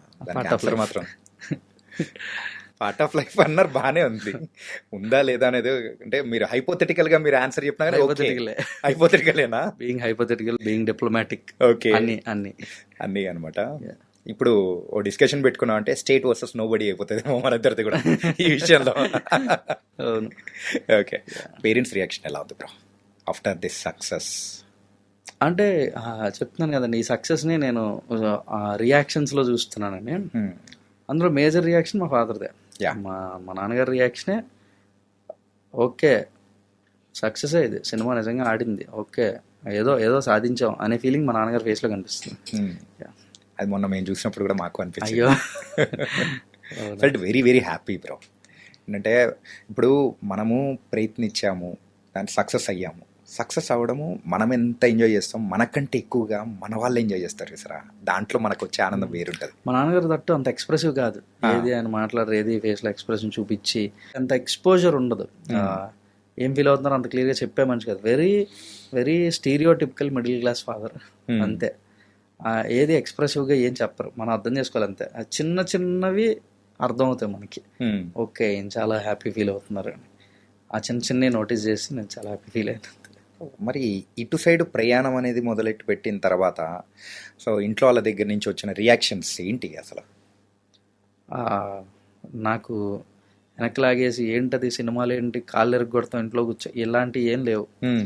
మా ఫస్ట్ నుంచి మా నాన్నగారు మన వల్ల అవుతుందా అది అంటే, నువ్వు ఏదో అంటే మనది కాంది ఏదో పట్టుకుంటున్నావేమో, అంత పెద్ద కొండ నెత్తి మీద ఎత్తుకుంటున్నావు, చేయగలిగే పనేనా, మన వల్ల అవుతుందా ఇది, ఎక్కడో లైఫ్ రిస్క్ చేస్తున్నాం కదా, ఆ కన్సర్నే ఉండేది ఆయనకి అంతే తప్ప డిస్కరేజ్ అనేది ఎప్పుడు చేయలే. అంటే సీరియస్గా రియాక్ట్ అవ్వడం, నువ్వు వెళ్తే ఒప్పుకొని నేను ఇట్లాంటివి ఏం లేదు. ఆయన ఎప్పుడు ఆ కన్సర్నే ఉండేది. ఇప్పుడు సినిమా అంటే ఏంటి, అది ఏదో పెద్ద ప్రపంచం, అది చిన్న విషయమా, పెద్ద పెద్దోళ్ళు సపోర్ట్ ఉండాలంటే ఇప్పుడు అట్లీస్ట్ ఒక బ్యాక్గ్రౌండ్ మనకు కనీసం మన ఫ్యామిలీయో లేదంటే మొత్తం ఒక వీళ్ళు అంటే మనం పెళ్లి చేసుకుంటే పెళ్ళికి ఒక 500-600 మందిని పిలుస్తాం కదా, ఆ 600 మందిలో కూడా అంటే మన ఫ్యామిలీకి సంబంధించి వీళ్ళు మన చుట్టాలు అని ఒక 500-600 మందిని పిలిస్తే ఆ 500-600 మందిలో కూడా ఒక్కడు ఉన్నాడు సినిమాకి సంబంధించినాడు. అంటే మనకి కనీసం ఒక్కడు కూడా తెలియదు, ఒక బ్యాక్గ్రౌండ్ లేదు. పోనీ ఫైనాన్షియల్ బ్యాక్గ్రౌండ్ ఫైనాన్షియల్గా ఏమైనా సాలిడ్గా ఉన్నావు అంటే అది లేదు. అంటే ఒక డబ్బులు లేదు, ఒక సపోర్ట్ లేదు, ఏమీ లేని దాంట్లో కూడా నువ్వు అలా వెళ్ళి చేసుకొని వస్తానంటే ఎంతవరకు పాసిబుల్ ఇది అంటే ప్రాక్టికల్గా కొంచెం ఆలోచించాలి అన్నట్టు. ఆయన వొకాబులరీకి తగ్గట్టుగా ఆయన ఏదో మాట్లాడి చెప్పడానికి ట్రై చేసేవారు, కానీ వినం అంతే. వినను అని ఆయనకు కూడా తెలుసు, మనం చెప్పినంత మాత్రం ఆగిపోడు అని ఆయనకు కూడా తెలుసు, కానీ బాధ్యతగా చెప్తా ఉన్నారు అంతే. చూసుకో, కొద్దిగా ఆలోచించు, ఇట్లనే అంతే. ఈ కైండ్ ఆఫ్ మాటలు, ఈ కైండ్ ఆఫ్ కన్సర్నే తప్ప ఈరోజు డిస్కరేజ్ చేసి ఏమనుకుంటున్నావు అసలు, ఏం చేస్తున్నావు నువ్వు, ఏముండదు. కానీ ఆయన భలే భలే భరించారండి అంతా. అంటే నా ఏజ్ గ్రూప్ అంటే నాతో పాటు చదువుకున్న నా ఫ్రెండ్స్ స్టూడెంట్స్ అందరూ వాళ్ళ ఫాదర్స్ మా ఫాదర్ కమక్రాస్ అవుతారు కదా, వాళ్ళ ఫాదర్స్ మా ఫాదర్ వాళ్ళు వచ్చినప్పుడు అలా ఏదో ఊరికే క్యాజువల్గా ఎక్కడో ఏదో సందర్భంలో ఇలా పాస్ అయిపోయినప్పుడు మావాడు ఇది చేస్తున్నాడు, మావాడు శాలరీ ఇంత, మావాడు స్వీడన్లో ఉన్నాడు, మావాడు లండన్లో ఉన్నాడు, ఇట్లా చెప్తూ మావాడు ఇంత మొన్న ఫ్లాట్ కొన్నాం, ఇగో ఫోటోలు చూపిస్తూ మావాడు కారు కొన్నాడు, ఇట్లా ఇవన్నీ మా నాన్నగారి దగ్గరికి వస్తా ఉన్నప్పుడు ఈయన చాలా సైలెంట్గా అలా ఉన్నారు అంతే, ఏం మాట్లాడారు. అంటే అక్కడ వాళ్ళందరూ అవన్నీ చెప్తున్నారంటే మీవాడు ఏంటి, ఆ క్వశ్చన్ అదే కదా, డైరెక్ట్గా అడగకపోవచ్చు కానీ ఆ క్వశ్చన్ అదే, మీవాడు ఏం చేస్తున్నాడని చెప్పలేరు. అది బాగా ఫేస్ ఆ ఇబ్బందిని ఏ రోజు నా వరకు రానవలా, నా దగ్గర తీసుకురాలేదు. కానీ నా అటు ఇటు నుంచి వినేవాడిని నేను, ఏం చేయలేం, విని మనం కూడా హెల్ప్లెస్గా ఉండేవాడిని ఎంత తప్ప ఏం చేసేవాడిని. ఆయన ఏ రోజు నాకు చెప్పలేదు. అవన్నీ భలే ఫేస్ చేశారండి, భలే భరించారు ఆయన్ని. ఓకే, ఆయన భరించిన దానికి ఈరోజు ఆయన ఓకే నేను భరించడంలో తప్పు లేదని ఫీల్ అయితే చాలు. ఓకే, అంటే మీరు వైజాగ్లో మొత్తం తిరిగారు, ఉన్నారు, అక్కడే షూటింగ్ చేస్తూ ఆ స్పాట్స్లో ఉన్నప్పుడు అదే జగదాంబ సెంటర్ కానీ, ఆ థియేటర్ కానీ, బీచ్ కానీ, అంటే షూటింగ్ జరుగుతున్నప్పుడు మీ సొంత సినిమా షూటింగ్ జరుగుతున్నప్పుడు ఎట్లా అనిపించేది? టెన్షన్ అండి, టెన్షనా ఏంటి బ్రో, ఎక్సైట్మెంట్ అదిరిపోయింది. అమ్మ అసలు మనం తిరిగిన ప్లేసుల్లో మనం షూట్ చేస్తున్నాం, ఇది కదరా కిక్, అంత లేదు, అంత అనుకున్న సీన్ అనుకున్నట్టుగా వస్తుందా లేదా, ఉన్న టైం లైన్ లో ఫినిష్ చేయాలి. కాల్ షీట్ టైమ్స్ కదా అన్ని. ఎన్ని డేస్ పట్టింది బ్రో అయితే మొత్తం మూవీ చేయడానికి? 46 days. 46 days, around 65 call sheets. ఇక్కడ వైజాగ్ లో ఎన్ని రోజులు చేశారు? ఇక్కడ హైదరాబాద్ లో? వైజాగ్ 1 week చేసాం, మిగతా అంతా హైదరాబాద్. ఓకే. ఆ షూట్ చేసినప్పుడు అంతా ఎప్పుడు షూట్ చేస్తున్నప్పుడు ఎప్పుడు టెన్షనే ఉంటుందండి. నా ఓన్లీ టెన్షన్ రాసుకునేటప్పుడు ఒకటి అనుకొని చచ్చి ఉంటాం కదా, అది వస్తుందా లేదా, ఈ భయం తప్ప ఇంకేం ఉండదండి. అండ్ ఫినిష్ అవుద్దా లేదా, సీన్ అవ్వాలి, స్కెడ్యూల్ వేసాం, ఓకే ఈరోజు ఈ సీన్ ఇంతవరకు ఫినిష్ చేయాలి, అది అవ్వాలి. అంటే వర్క్ ఫినిష్ అయిపోవాలి అనే దీంట్లో పడితే మెకానికల్ అయిపోతాం. మెకానికల్ అవ్వకూడదు, అనుకున్నది అనుకున్నట్టు రావాలి, ఇన్ టైంలో ఫినిష్ అవ్వాలి. ఈ రెండిటి మధ్యలో కొట్టుకుంటుంది. ఇది క్రియేటివ్, ఇది మెకానికల్. ఈ రెండిటికి ఎప్పుడో క్లాష్ నడుస్తూ ఉంటుంది, ఒక conflict. Shooting call sheet time ఏదైతే మార్నింగ్ 6 o'clock సెట్కి వచ్చి ఈవినింగ్ 6 ప్యాకప్ అయితే 6 ఈ టైం మొత్తం మధ్యలో మనం టిఫిన్ చేస్తున్నా, లంచ్ చేస్తున్నా, ఈ బ్రేక్స్ ఉంటాయి కదా, ఈ బ్రేక్స్లో కూడా ఆ కాన్ఫ్లిక్టే నడుస్తుంటుంది. ఈ క్లాష్ క్రియేటివ్ మెకానికల్ ఈ రెండు కొట్టుకుంటూ ఉంటాయి. ఇది నడుస్తుంది తప్ప ఎక్సైట్మెంట్ అంటే నాకు మొన్న వచ్చింది ఆ ఎక్సైట్మెంట్. నేను మొన్న వైజాగ్ వెళ్ళినప్పుడు జగదాంబలో సినిమా ఆడుతుంటే జగదాంబలో చూడడానికి వెళ్ళా సినిమా. ఓకే, జగదాంబలో సినిమా చూస్తున్నప్పుడు ఫీల్ అయ్యాను నేను ఆ కిక్. ఓకే, జగదాంబలో మనం సినిమాలు మా ఇంటి దగ్గర నుంచి జగదాంబ వాకబుల్ అంటే 4 kilometers నడిచి వెళ్ళిపోవడమే. నడుచుకొని థియేటర్ నడిచొచ్చి జగదాంబలో సినిమాలు చూస్తున్న రోజుల నుంచి జగదాంబలో మన సినిమా ఆడుతుంది. ఇది అమ్మ అసలు మొన్న ఫీల్ అయ్యాను హై. దాంతో పాటు ఇంకో యాడ్ ఆన్ హై, మిర్చి సినిమా సీక్వెన్స్ ఉంది కదా సినిమాలో, అది జగదాంబ థియేటర్ లో షూట్ చేసాం. జగదాంబలో షూట్ చేసాం. బయట ఎక్స్టీరియర్ జరిగే కాన్వర్జేషన్ కానీ, ఇంటీరియర్ లోపల సీన్ కానీ అదంతా జగదాంబలో షూట్ చేసాం. అండ్ అది మిర్చి సినిమా. రీకలెక్ట్ చేసుకుంటే నేను మిర్చి cinema first day morning show నేను జగదాంబ థియేటర్ లోనే చూసా. ఓకే, దాన్ని రీక్రియేట్ చేశారు. నాకు భలే అనిపించింది, భలే సర్కిల్ రా ఇదంతా అని. ఆ లైన్లో కొట్టుకొని టికెట్ సంపాదించి మిర్చి సినిమాది వెళ్ళి ఆ morning show, first day morning show Jagadamba థియేటర్లో సినిమా చూసి అదే మిర్చి సినిమా రిలీజ్ని రీక్రియేట్ చేసాం. అదే జగదాంబ థియేటర్లో రీక్రియేట్ చేసి సినిమా తీసాం. ఆ సినిమా మళ్ళీ జగదాంబలో ఆడుతుంది. అరే ఇది భలే ఉంది, వేవ్ ఇంట్రెస్టింగ్ అనిపించింది. స్మాల్ ర్యాపిడ్ ఫైర్, చిన్నది క్విక్ ఆన్సర్స్. ఓకేనా? Favourite hero? మెగాస్టార్ చిరంజీవి గారు. ఓ, మరి అక్కడ జగదాంబలో కానీ ఎక్కడైనా కానీ వైజాగ్లో ఎప్పుడైనా మీరు చూసేటప్పుడు చిరంజీవి గారి సినిమా, ఏ సినిమాకి మీరు చించుకొని మరి వెళ్ళి టికెట్లు సంపాదించుకున్న సందర్భం? MBBS, శంకర్దా MBBS. ఏంటి అంటే ఫ్రెండ్స్ వెళ్ళారా? అప్పుడు చిన్నపిల్లలు ఉండు స్కూల్. ఆ రోజు జరిగిన ఎక్స్పీరియన్స్ ఏదైనా ఉంటే కాస్త షేర్ చేయండి. అంటే వైజాగ్ అంటే మీకు వైజాగ్ మీద ఐడియా ఉండుంటే సినిమా పిచ్చోళ్ళు అండి. వైజాగ్ అంతా సినిమా అంటే అదొక సెలబ్రేషన్. ఇళ్లలో పెళ్లి పండగల కన్నా పెద్దది సినిమా రిలీజ్ అనేది. మాకు ఆ లైన్లో పడి కింద మీద కొట్టుకొని టికెట్ చేతిలో పట్టుకొని ప్రాణాలతో బయటకు వస్తే ఆ రోజు వీరుడు. అంతే, ప్రాణాలతో బయటకు వస్తే, నేను లిటరల్గా చెప్తున్నా. అది ఓకే, లైఫ్ రిస్క్లు అండి. ఉక్కిరి అయిపోతాం, ఊపిరాడదు, చచ్చిపోతారేమో ఉంటారు. అసలు నార్మల్గా ఉండదు. అట్లు మధ్యలో నుంచి దూకి ఒక టికెట్ పట్టుకొస్తే ఆడు హీరో ఆ రోజు, ఆడే చిరంజీవి ఆ రోజు. భలే అనిపిస్తుంది. అప్పుడు మనకి థియేటర్లో మొత్తం అందరూ చిరంజీవిలో ఉంటారు. భలే అనిపిస్తుంది. ఈ జర్నీ కంప్లీట్, ఈ డైరెక్షనల్ జర్నీలో కానీ ఎప్పుడైనా కానీ ఒక్కసారన్నా అనుకుని ఉంటారు, ఏ రోజైనా కానీ ఆ హీరోకి నేను డైరెక్ట్ చేయాలి రాయ్ బాబు అని చెప్పేసి సరదాగా అయినా కానీ అనుకుని ఉంటారు. సో అలా ఎవరన్నా అట్లా ఆ థాట్ ఎప్పుడు రాలేదండి. అంటే నేను ముందే చెప్పాను ఏంటంటే, అరే అంటే నార్మల్గా ఉండి ఆలోచిస్తూ అట్లా ఉన్నప్పుడు ఒకవేళ నేను డైరెక్టర్ అయితే అట్లా డైరెక్ట్ చేయాలి. చాలా మంది అనిపిస్తాయి అలాంటి. పర్టికులర్ గా ఇది చెయ్యాలరా అని ఫిక్స్ అయ్యి అనుకున్నది అయితే ఏం లేదు. ఇండస్ట్రీకి వచ్చిన తర్వాత ఇంకా క్లియర్, ఇంకా ప్రాక్టికల్ గ్రౌండ్స్ లోకి వస్తే మనం వీళ్ళతో చెయ్యాలని అనుకోవడాలని ఎప్పుడు ఉండవు అయ్యా. అసలు పరిస్థితిని బట్టి, అప్పుడున్న సందర్భాన్ని బట్టి ఆ కథ ఏ హీరో వరకు రీచ్ అయితే ఆ హీరో వరకు వెళ్ళడం, వాళ్ళ అవైలబిలిటీ ఇష్యూస్ వీటిలన్నిటిని బేస్ చేసుకొని సినిమాలు రెడీ అవుతాయి అని ఇండస్ట్రీకి వచ్చిన తర్వాత ఇంకో క్లారిటీ. ఏ సినిమా చూసి మీరు డైరెక్టర్గా మారిన సందర్భం? మారాలని ఫిక్స్ అయిన సందర్భం ఖడ్గం మూవీ. ఎందుకంటే ఇది బాగా చెప్పాను, ఇది చాలా నాకు ఎందుకు ఖడ్గం అంటే అది భయంకరమైన ఫ్యాసినేషన్ అండి. ఇప్పటికీ ఖడ్గం సినిమా టీవీలో వస్తే ఆగిపోతాను నేను. ఇప్పటికీ ఎంత హర్రీ రష్లో పరిగెడుతున్నా ఖడ్గం కనపడితే అట్లీస్ట్ ఒక 10 minutes అయినా ఆగి ఒక 2 సీన్లైనా చూసి వెళ్తా. ఎందుకు అంతే అంటే ఏమో ఖడ్గం నాకు ఎన్సైక్లోపీడియాలా అనిపిస్తుంది. దాంట్లో కథా వస్తువులు, స్టోరీ మెటీరియల్స్ ఇవి అని ఏవైతే కొన్ని ప్రీఫిక్స్డ్ ఉంటాయి కదా, అన్నీ ఉంటాయి ఖడ్గంలో. ప్యాట్రియాటిజమా, లవ్ స్టోరీ, ఫ్రెండ్షిప్, గోల్ కోసం ఫైట్ చేయడం కానీ, టెర్రరిజం, అదే ప్యాట్రియాటిజం అన్నా కదా, and Hindu Muslim religious conflict కానీ ఎన్ని టచ్ చేసుకుంటూ వెళ్ళిపోయారు. అంటే ఒక సెన్సిబుల్ లవ్ స్టోరీ, శ్రీకాంత్ గారి, సోనాలి బింద్రే ఆ ఫ్లాష్ బ్యాక్ లవ్ స్టోరీ కానీ, పోలీసులందరూ ఇట్లా జస్ట్ అంత ప్రౌడ్గా ఫీల్ అయ్యే మూమెంట్స్ కానీ, సెన్సిబిలిటీస్, అసలు mother and son, mother emotion ఎన్ని ఉన్నాయరా నాయన ఇందులో అనిపించింది నాకు. అంటే ఒక 2.5 గంటల సినిమాలో ఇన్ని చెప్పచ్చా అని భలే అనిపిస్తుంది. ఖడ్గం చూసిన ప్రతిసారి ఒక డిఫరెంట్ పర్స్పెక్టివ్ కనబడుతుంది, ఒక్కోసారి ఒక్కలా కనబడుతుంది. ఎందుకో నాకు అంతే. Favourite director? KV sir. అసలు మీట్ అయ్యారు ఎప్పుడైనా? లేదు, మీట్ అయ్యే సందర్భం రాలేదా? ఓకే.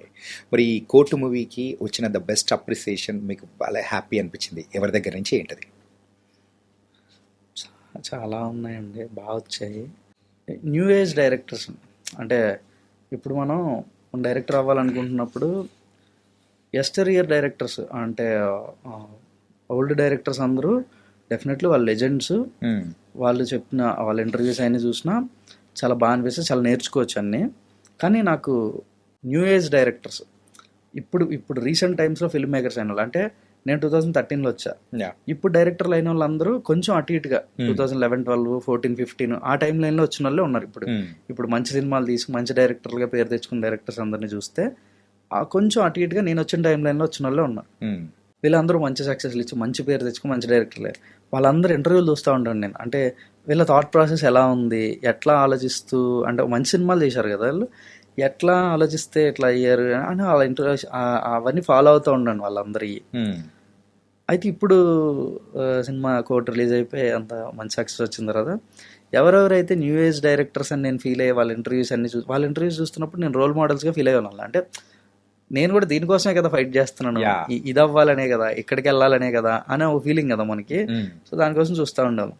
అయితే కోర్టు రిలీజ్ అయిన తర్వాత ఎవరెవరైతే న్యూ ఏజ్ డైరెక్టర్స్ అందరినీ నేను రోల్ మోడల్స్ అని ఫీల్ అయ్యి వాళ్ళ ఇంటర్వ్యూస్ అన్ని చూస్తూ కొంచెం బూస్టప్ ఇచ్చుకొని, నాకు నేను లో ఫీల్ అయినప్పుడు ఒక హై తెచ్చుకొని అలా ఫీల్ అయ్యేవాడిన ఆ న్యూ ఏజ్ డైరెక్టర్స్ అందరూ ఫోన్ చేశారు. ఓకే, అది బాగా అనిపించింది, సూపర్ అనిపించింది అనమాట. అందరూ కాల్ చేసి చాలా చాలా బాగా మాట్లాడారు అందరూ. ఓకే, న్యూ ఏజ్ డైరెక్టర్స్ అని ఈరోజు మనం లుక్అప్ చేసేవాళ్ళు అందరూ. మీరు కూడా ఆ కేటగిరీలో చేరిపోబోతున్నారు. అయ్యో, ఎంతైనా ఒక స్టెప్ పైన ఉంటారు వాళ్ళందరూ. అహెడ్, ఒక్క స్టెప్ అహెడ్ ఉంటారు. And final question of our interview main ఏంటంటే, ఇంత సైలెంట్గా, ఇంత కూల్గా ఇలా హౌ ఇస్ ఇట్ పాసిబుల్ మీరు మాట్లాడడంలో? కానీ ఇన్ఫ్యాక్ట్ మిమ్మల్ని చూస్తుంటే, మీ మాట తీరు చూస్తుంటే కూడా అంత గట్టిగా అరిచేవాళ్ళు కాదు, పెద్ద కోపడేవాళ్ళు కాదు. అంటే లైక్ స్థిరతా ప్రజ్ఞుడు అని ఆయన చూస్తున్నారా? అంటే కోపం వచ్చినా బాధ వచ్చినా కానీ ఓకే ఒకటే రియాక్షన్ కైండ్ ఆఫ్. సో అట్లా కైండ్ ఆఫ్ అనిపించింది. ఇంతసేపు మనం మాట్లాడుకున్నాం కాబట్టి. సో అలా దాని గురించి అన్నాను. హౌ అంటే ఎట్లా ఆ కోపం అనేది అసలు నెవర్ అనే చెప్పాలి. అసలు ఎప్పుడు అంటే చిన్న చిన్న సందర్భాల్లో కొంచెం ఏంటిది అని ఫీల్ అయ్యేది, అది కోపం అనలేము. వర్క్లో ఎక్కడైనా చిన్న చిన్నవి జరిగితే ఏంటిది అట్లాంటివి ఉంటాయి తప్ప కోపం అంత తొందరగా రాదు, అసలు అంత ఈజీగా రాదు. అంత కామ్గా ఇంత సైలెంట్గా ఉండి వీడి కోటి సినిమా ఇప్పుడు డైరెక్ట్ చేశాడు రా అని అనిపించేలాగా ఉంటానేమో. బయట సెట్ వేరండి, సెట్ ఎనర్జీ ఇస్తుంది, సెట్ వేరు, సెట్లో నేను వేరు. ఫుల్ హైపరేనా? హైపర్ అని కాదు, అదో రకం ఇంకంతే. ఓకే, చాలా సరదాగా ఉంటుంది. ఎవరు ఎప్పుడు కోప్పడలేదు ఎవరి మీద అరిచి ఏంటిది నువ్వు రక్కస్ క్రియేట్ చేసేసా, ఏం లేవు, ఏ రోజు జరగలేదు. బట్ సెట్లో వేరు. ఇది మీరు నన్ను కాకుండా వేరే వాళ్ళు ఎవరైనా అడిగితే బాగా చెప్తారు. అడిగాను బ్రో, ఆల్రెడీ హర్ష గారు చెప్పారు, చాలా మంది చెప్పారు అనమాట. నాకే అనిపిస్తుంది సెట్లో నేను వేరని. కొంచెం అక్కడ ఆ సందర్భానికి తగ్గట్టుగా, అంటే మనం ఒకటి ఫిక్స్ అయి చచ్చి ఉంటాం కదా, అదే బాధ. దానికోసమే ఎన్ని రకాలుగా మారిపోయి మనం ఎంత అపరిచితుడైపోయినా దానికోసమే. ఓకే, ఈ మూవీ డిఓపి కానీ సో అది కూడా కొంచెం ఒక ఫ్రెష్ లుక్ అనేది కూడా యాడ్ ఆన్ అయ్యేలా చేసేసింది అనమాట. ఇక్కడ లవ్ స్టోరీ చూపించేటప్పుడు ఒక రకంగా, అండ్ కంప్లీట్ కోర్ట్ రూమ్ డ్రామాకి వచ్చేటప్పటికి అక్కడ ఒక రకంగా. సో ఎట్లా బ్రో ఆ సింక్ ఎట్లా కుదిరింది మీకు? ఇది సినిమాటోగ్రఫీ అనేది ఈ సినిమాకి చాలా, అంటే ప్రతి సినిమా కెమెరా పెట్టి షూట్ చేస్తేనే సినిమా అవుతుంది, కానీ cinematography plays key role, very very important role. అంటే ఇది అనుకునేటప్పుడు చాలా రియలిస్టిక్గా ఉండాలి, చాలా న్యాచురల్గా ఉండాలి cinema.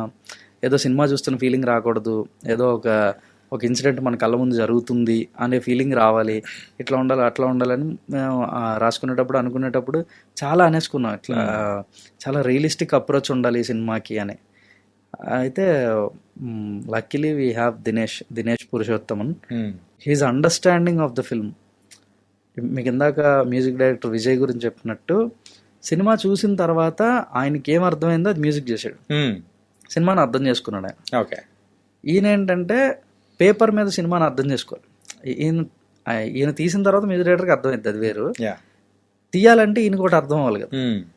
So the way he understood the film, his understanding abilities అయ్యి టాప్ నాచ్. ఈ సినిమాకి ఏం కావాలి, ఏమి ఇస్తే ఈ సినిమా అనుకున్నట్టుగా ప్రజెంట్ అవుతుంది అని హీ ప్రిపేర్డ్ హిమ్సెల్ఫ్.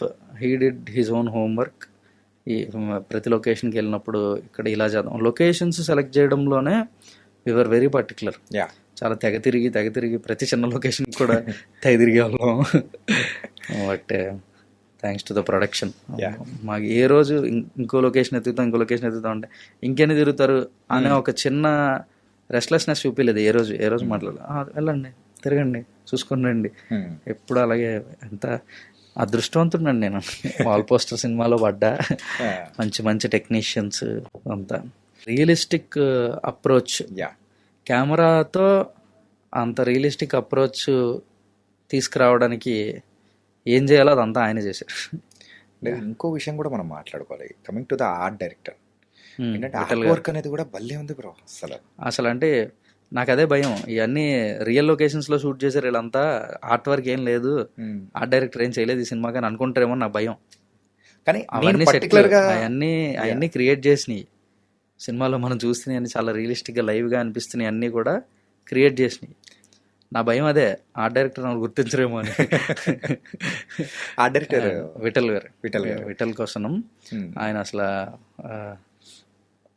ఏదైనా అంటే ఇది ఈ సెటప్ ఇలా ఉండాలి లేదా ఈ ప్లేస్ ఇలా ఉండాలి అని అనుకుంటే ఒరిజినల్ గా ఎలా ఉంటాయండి అనేవాడు నేను. కొన్ని ఫొటోస్ కొన్ని వీడియోస్ మొత్తం రెఫరెన్స్లని కలెక్ట్ చేసి తీసుకొస్తాం. ఒక పాయింట్కి వెళ్ళిన తర్వాత కొంచెం జర్నీ ముందుకు వెళ్ళిన తర్వాత ఆయన అసలు అడగడం మానేశారు. ఇంకా అడగడం రెఫరెన్స్లు చూపి అన్ని మానేశారు. అవి ఒరిజినల్ గా ఎలా ఉంటాయి అవి చేసాడు. ఆ కోర్ట్ రూమ్ డిస్కషన్ లో జరిగేటప్పుడు ఎక్కడైనా కానీ కొంచెం కంజెస్టెడ్ ఉంటుంది. ఆ కంజెస్టెడ్గా ఉన్న ప్లేసెస్లో కూడా అల్మరాస్ కానీ దానిపైన ఫైల్స్ కానీ, ఇంకా చెప్పాలంటే ఇన్ డీటెయిల్గా వెళ్ళాలంటే ఎప్పుడైనా ఏదైనా స్టిక్కర్ అతికిచ్చామనుకోండి, అది పీకినప్పుడు కొన్ని అలాగే ఉండిపోతుంది, పూర్తిగా పేపర్ వచ్చేయకుండా కొంచెం ట్రేసెస్ మిగిలిపోతాయి. అలాంటిది కూడా పెట్టేటప్పటికి అవే చేశారు వాళ్ళు. గమ్ రాసి ఒక పేపర్ అంటించి దాన్ని చింపారు, అప్పుడు అది అలా మిగులుతుంది అంతే. అంటే యూజువల్గా ఐడియా రావడం అనేది కూడా రియలిస్టిక్ గా ఏజింగ్ ఫ్యాక్టర్స్ చేస్తారండి జనరల్ గా ఆర్ట్ డైరెక్షన్ లో. పార్ట్ ఆఫ్ ఆర్ట్ డైరెక్షన్ అంతా వాళ్ళు చేస్తారు. పర్టికులర్గా కోర్ట్ రూమ్ గురించి మాట్లాడుకోవాలి అంటే ఇప్పటికీ కూడా నేను కొంచెం ఆశ్చర్యపోతా ఉన్నా. కొంతమంది ఎక్కడ షూట్ చేశారు కోర్టు అని అడుగుతున్నారు. అంటే the fact is original court room shooting అసలు ఇంపాసిబుల్ లేదు. అసలు మున్సిపల్ కోర్టులో అవ్వచ్చు, హైకోర్టులో అవ్వచ్చు, ఏదైనా కెమెరా నాట్ అలౌడ్ కోర్టులోకి. ఫోటో తీయడానికి కూడా ఉండదు. షూటింగ్ ఎక్కడ చేస్తాం? Obviously it's a set. అయితే మేము వైజాగ్ డిస్ట్రిక్ట్ కోర్టుకి వెళ్ళి ఈ పర్టికులర్ పోక్సో కేసు ఏ కోర్ట్ హాల్లో జరుగుతుంది అని కనుక్కొని ఆ పర్టికులర్ కోర్ట్ హాల్లోకి వెళ్ళి నించొని, నేను కూడా అలా చేతులు కట్టుకొని వెనకాల పక్కన అలా నించొని డిఓపి గారు, ఆర్ట్ డైరెక్టర్, నేను కో డైరెక్టర్, మేము వెళ్ళిన టీం అంతా అలా కోర్టులో కాసేపు నించొని అన్నీ అబ్జర్వ్ చేసుకొని కళ్ళతో అంతా చూసుకొని ఎలా ఉంది, ఎక్కడ ఏమున్నాయి, ఎలాంటివి ఉన్నాయి. అంటే కోర్ట్ అంటే చాలా నీట్గా ఉంటుంది, ఏవి అన్నెసరీ థింగ్స్ ఏమి ఉండవు, ఓన్లీ కేసుకి సంబంధించినవి మాత్రమే ఉంటాయి అనేది భ్రమ. అక్కడ మేము చూస్తాం మాకు అంతా అసలు అంత ఏంటిదంతా కేవస్ మొత్తం కేవటిక్గా ఉంది, ఏంటిదంతా అని ఫీల్ అయ్యాము. ఇది యాస్టీస్గా రెప్లికేట్ చేయాలి సినిమాలో, యాస్టీస్గా ఉండాలి ఇది అని చెప్పి ఆ రోజు ఆ రూమ్లో కళ్ళతో ఏం చూసుకొని వచ్చారో అది యాస్టీస్ రీక్రియేట్ చేశారు. ఓకే, అందుకేనేమో ఈరోజు అంత రియలిస్టిక్గా ఫీల్ అవ్వడానికి కూడా ప్రేక్షకులు కూడా ఫీలింగ్ లైక్. నేను అడమెన్సీ ఉన్నింది, నేను అడమెంట్ వైజాగ్ వెళ్ళాలి, కోర్టుకి వెళ్ళాలి, ఆ కోర్టులో తిరగాలి, అవన్నీ చూసి రావాలి, ఓకే టీంకి అదంతా చూపించాలి అని నేను పట్టుకుని అందరినీ తీసుకెళ్ళి వైజాగ్ లొకేషన్ స్కౌట్కి వెళ్ళినప్పుడు పని కట్టుకొని కోర్టుకి తీసుకెళ్ళి అందరినీ కోర్టు అంతా చూపించి ఇలా చేయాలనుకుంటున్నాం మనం అని ఒక డిస్కషన్ పెట్టి సో దాన్నే రీక్రియేట్ చేసాం సక్సెస్ఫుల్గా ఫైనల్లీ. ఈ మ్యూజిక్ విషయం గురించి విజయ్ బుల్గనిన్ గారి గురించి బాగా చెప్పారు. Coming to the lyrics bro, ఏంటంటే అందులో ఒక పర్టికులర్ ఒక చిన్న బీట్ మాత్రం అలా లేసిపోయి అందరూ వేస్తూ ఉన్నారు, కథలెన్నో చెప్పారు అని చెప్పేసి. ఆ లిరిసిస్ట్ గురించి కానీ పూర్ణాచారి ఈరోజు లిరిసిస్ట్ పూర్ణాచారి గారు అనాలంటే కొంచెం ఇబ్బందిగా ఉంది నాకు. Very good friend of mine, okay. Long association. మీకు ఇందాక మనం మాట్లాడుకున్నట్టు స్టోరీ అంతా అయిపోయిన తర్వాత చాలా లిమిటెడ్ పీపుల్కి చెప్పాము, ఎవరికి చెప్పలేదు. చాలా తక్కువ మంది, వేల మీద లెక్క పెట్టచ్చు. ఆ వేల మీద లెక్క పెట్టే వాళ్ళలో ఒక వేలు పూర్ణాచారి. ఓకే. కథ మొత్తం విన్న తర్వాత he was the first one to comment that చుక్క రక్తం లేకుండా కమర్షియల్ సినిమా బ్రో ఇదని. ఆయన ఏ కాన్ఫిడెన్స్తో చెప్పాడు. ఈరోజు రిజల్ట్ అలానే ఉంది. కథ మొత్తం తెలుసు పూర్ణాచారికి. పూరి పూరి అంటాం మేము. కథ మొత్తం ఫస్ట్ షార్ట్ నుంచి ఎండ్ ఫ్రేమ్ వరకు అన్నీ తెలుసు. కోప్పడకుండా, చిరాకు పడకుండా, నన్ను తిట్టుకోకుండా ఓపిక్గా రాశాడు పాట. సో అదే ఈరోజు మనం ప్రేమలో అందరూ ప్రేమలో పడిపోయిన పాట. ప్రేమలో చాలా ప్రేమగా రాసిచ్చాడు.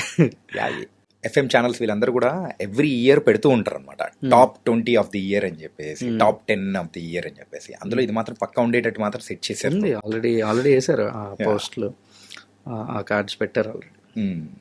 టాప్ 5 అని, అంటే ట్రెండింగ్ అని చాలా చాలా పెట్టారు. అవన్నీ మనం ఫాలో అవ్వలేము సరిగా, మనం ఆ స్ట్రీమ్ కాదు కాబట్టి. కానీ మంచి applause. Very happy for Purnachari, very happy for Eeshwar master.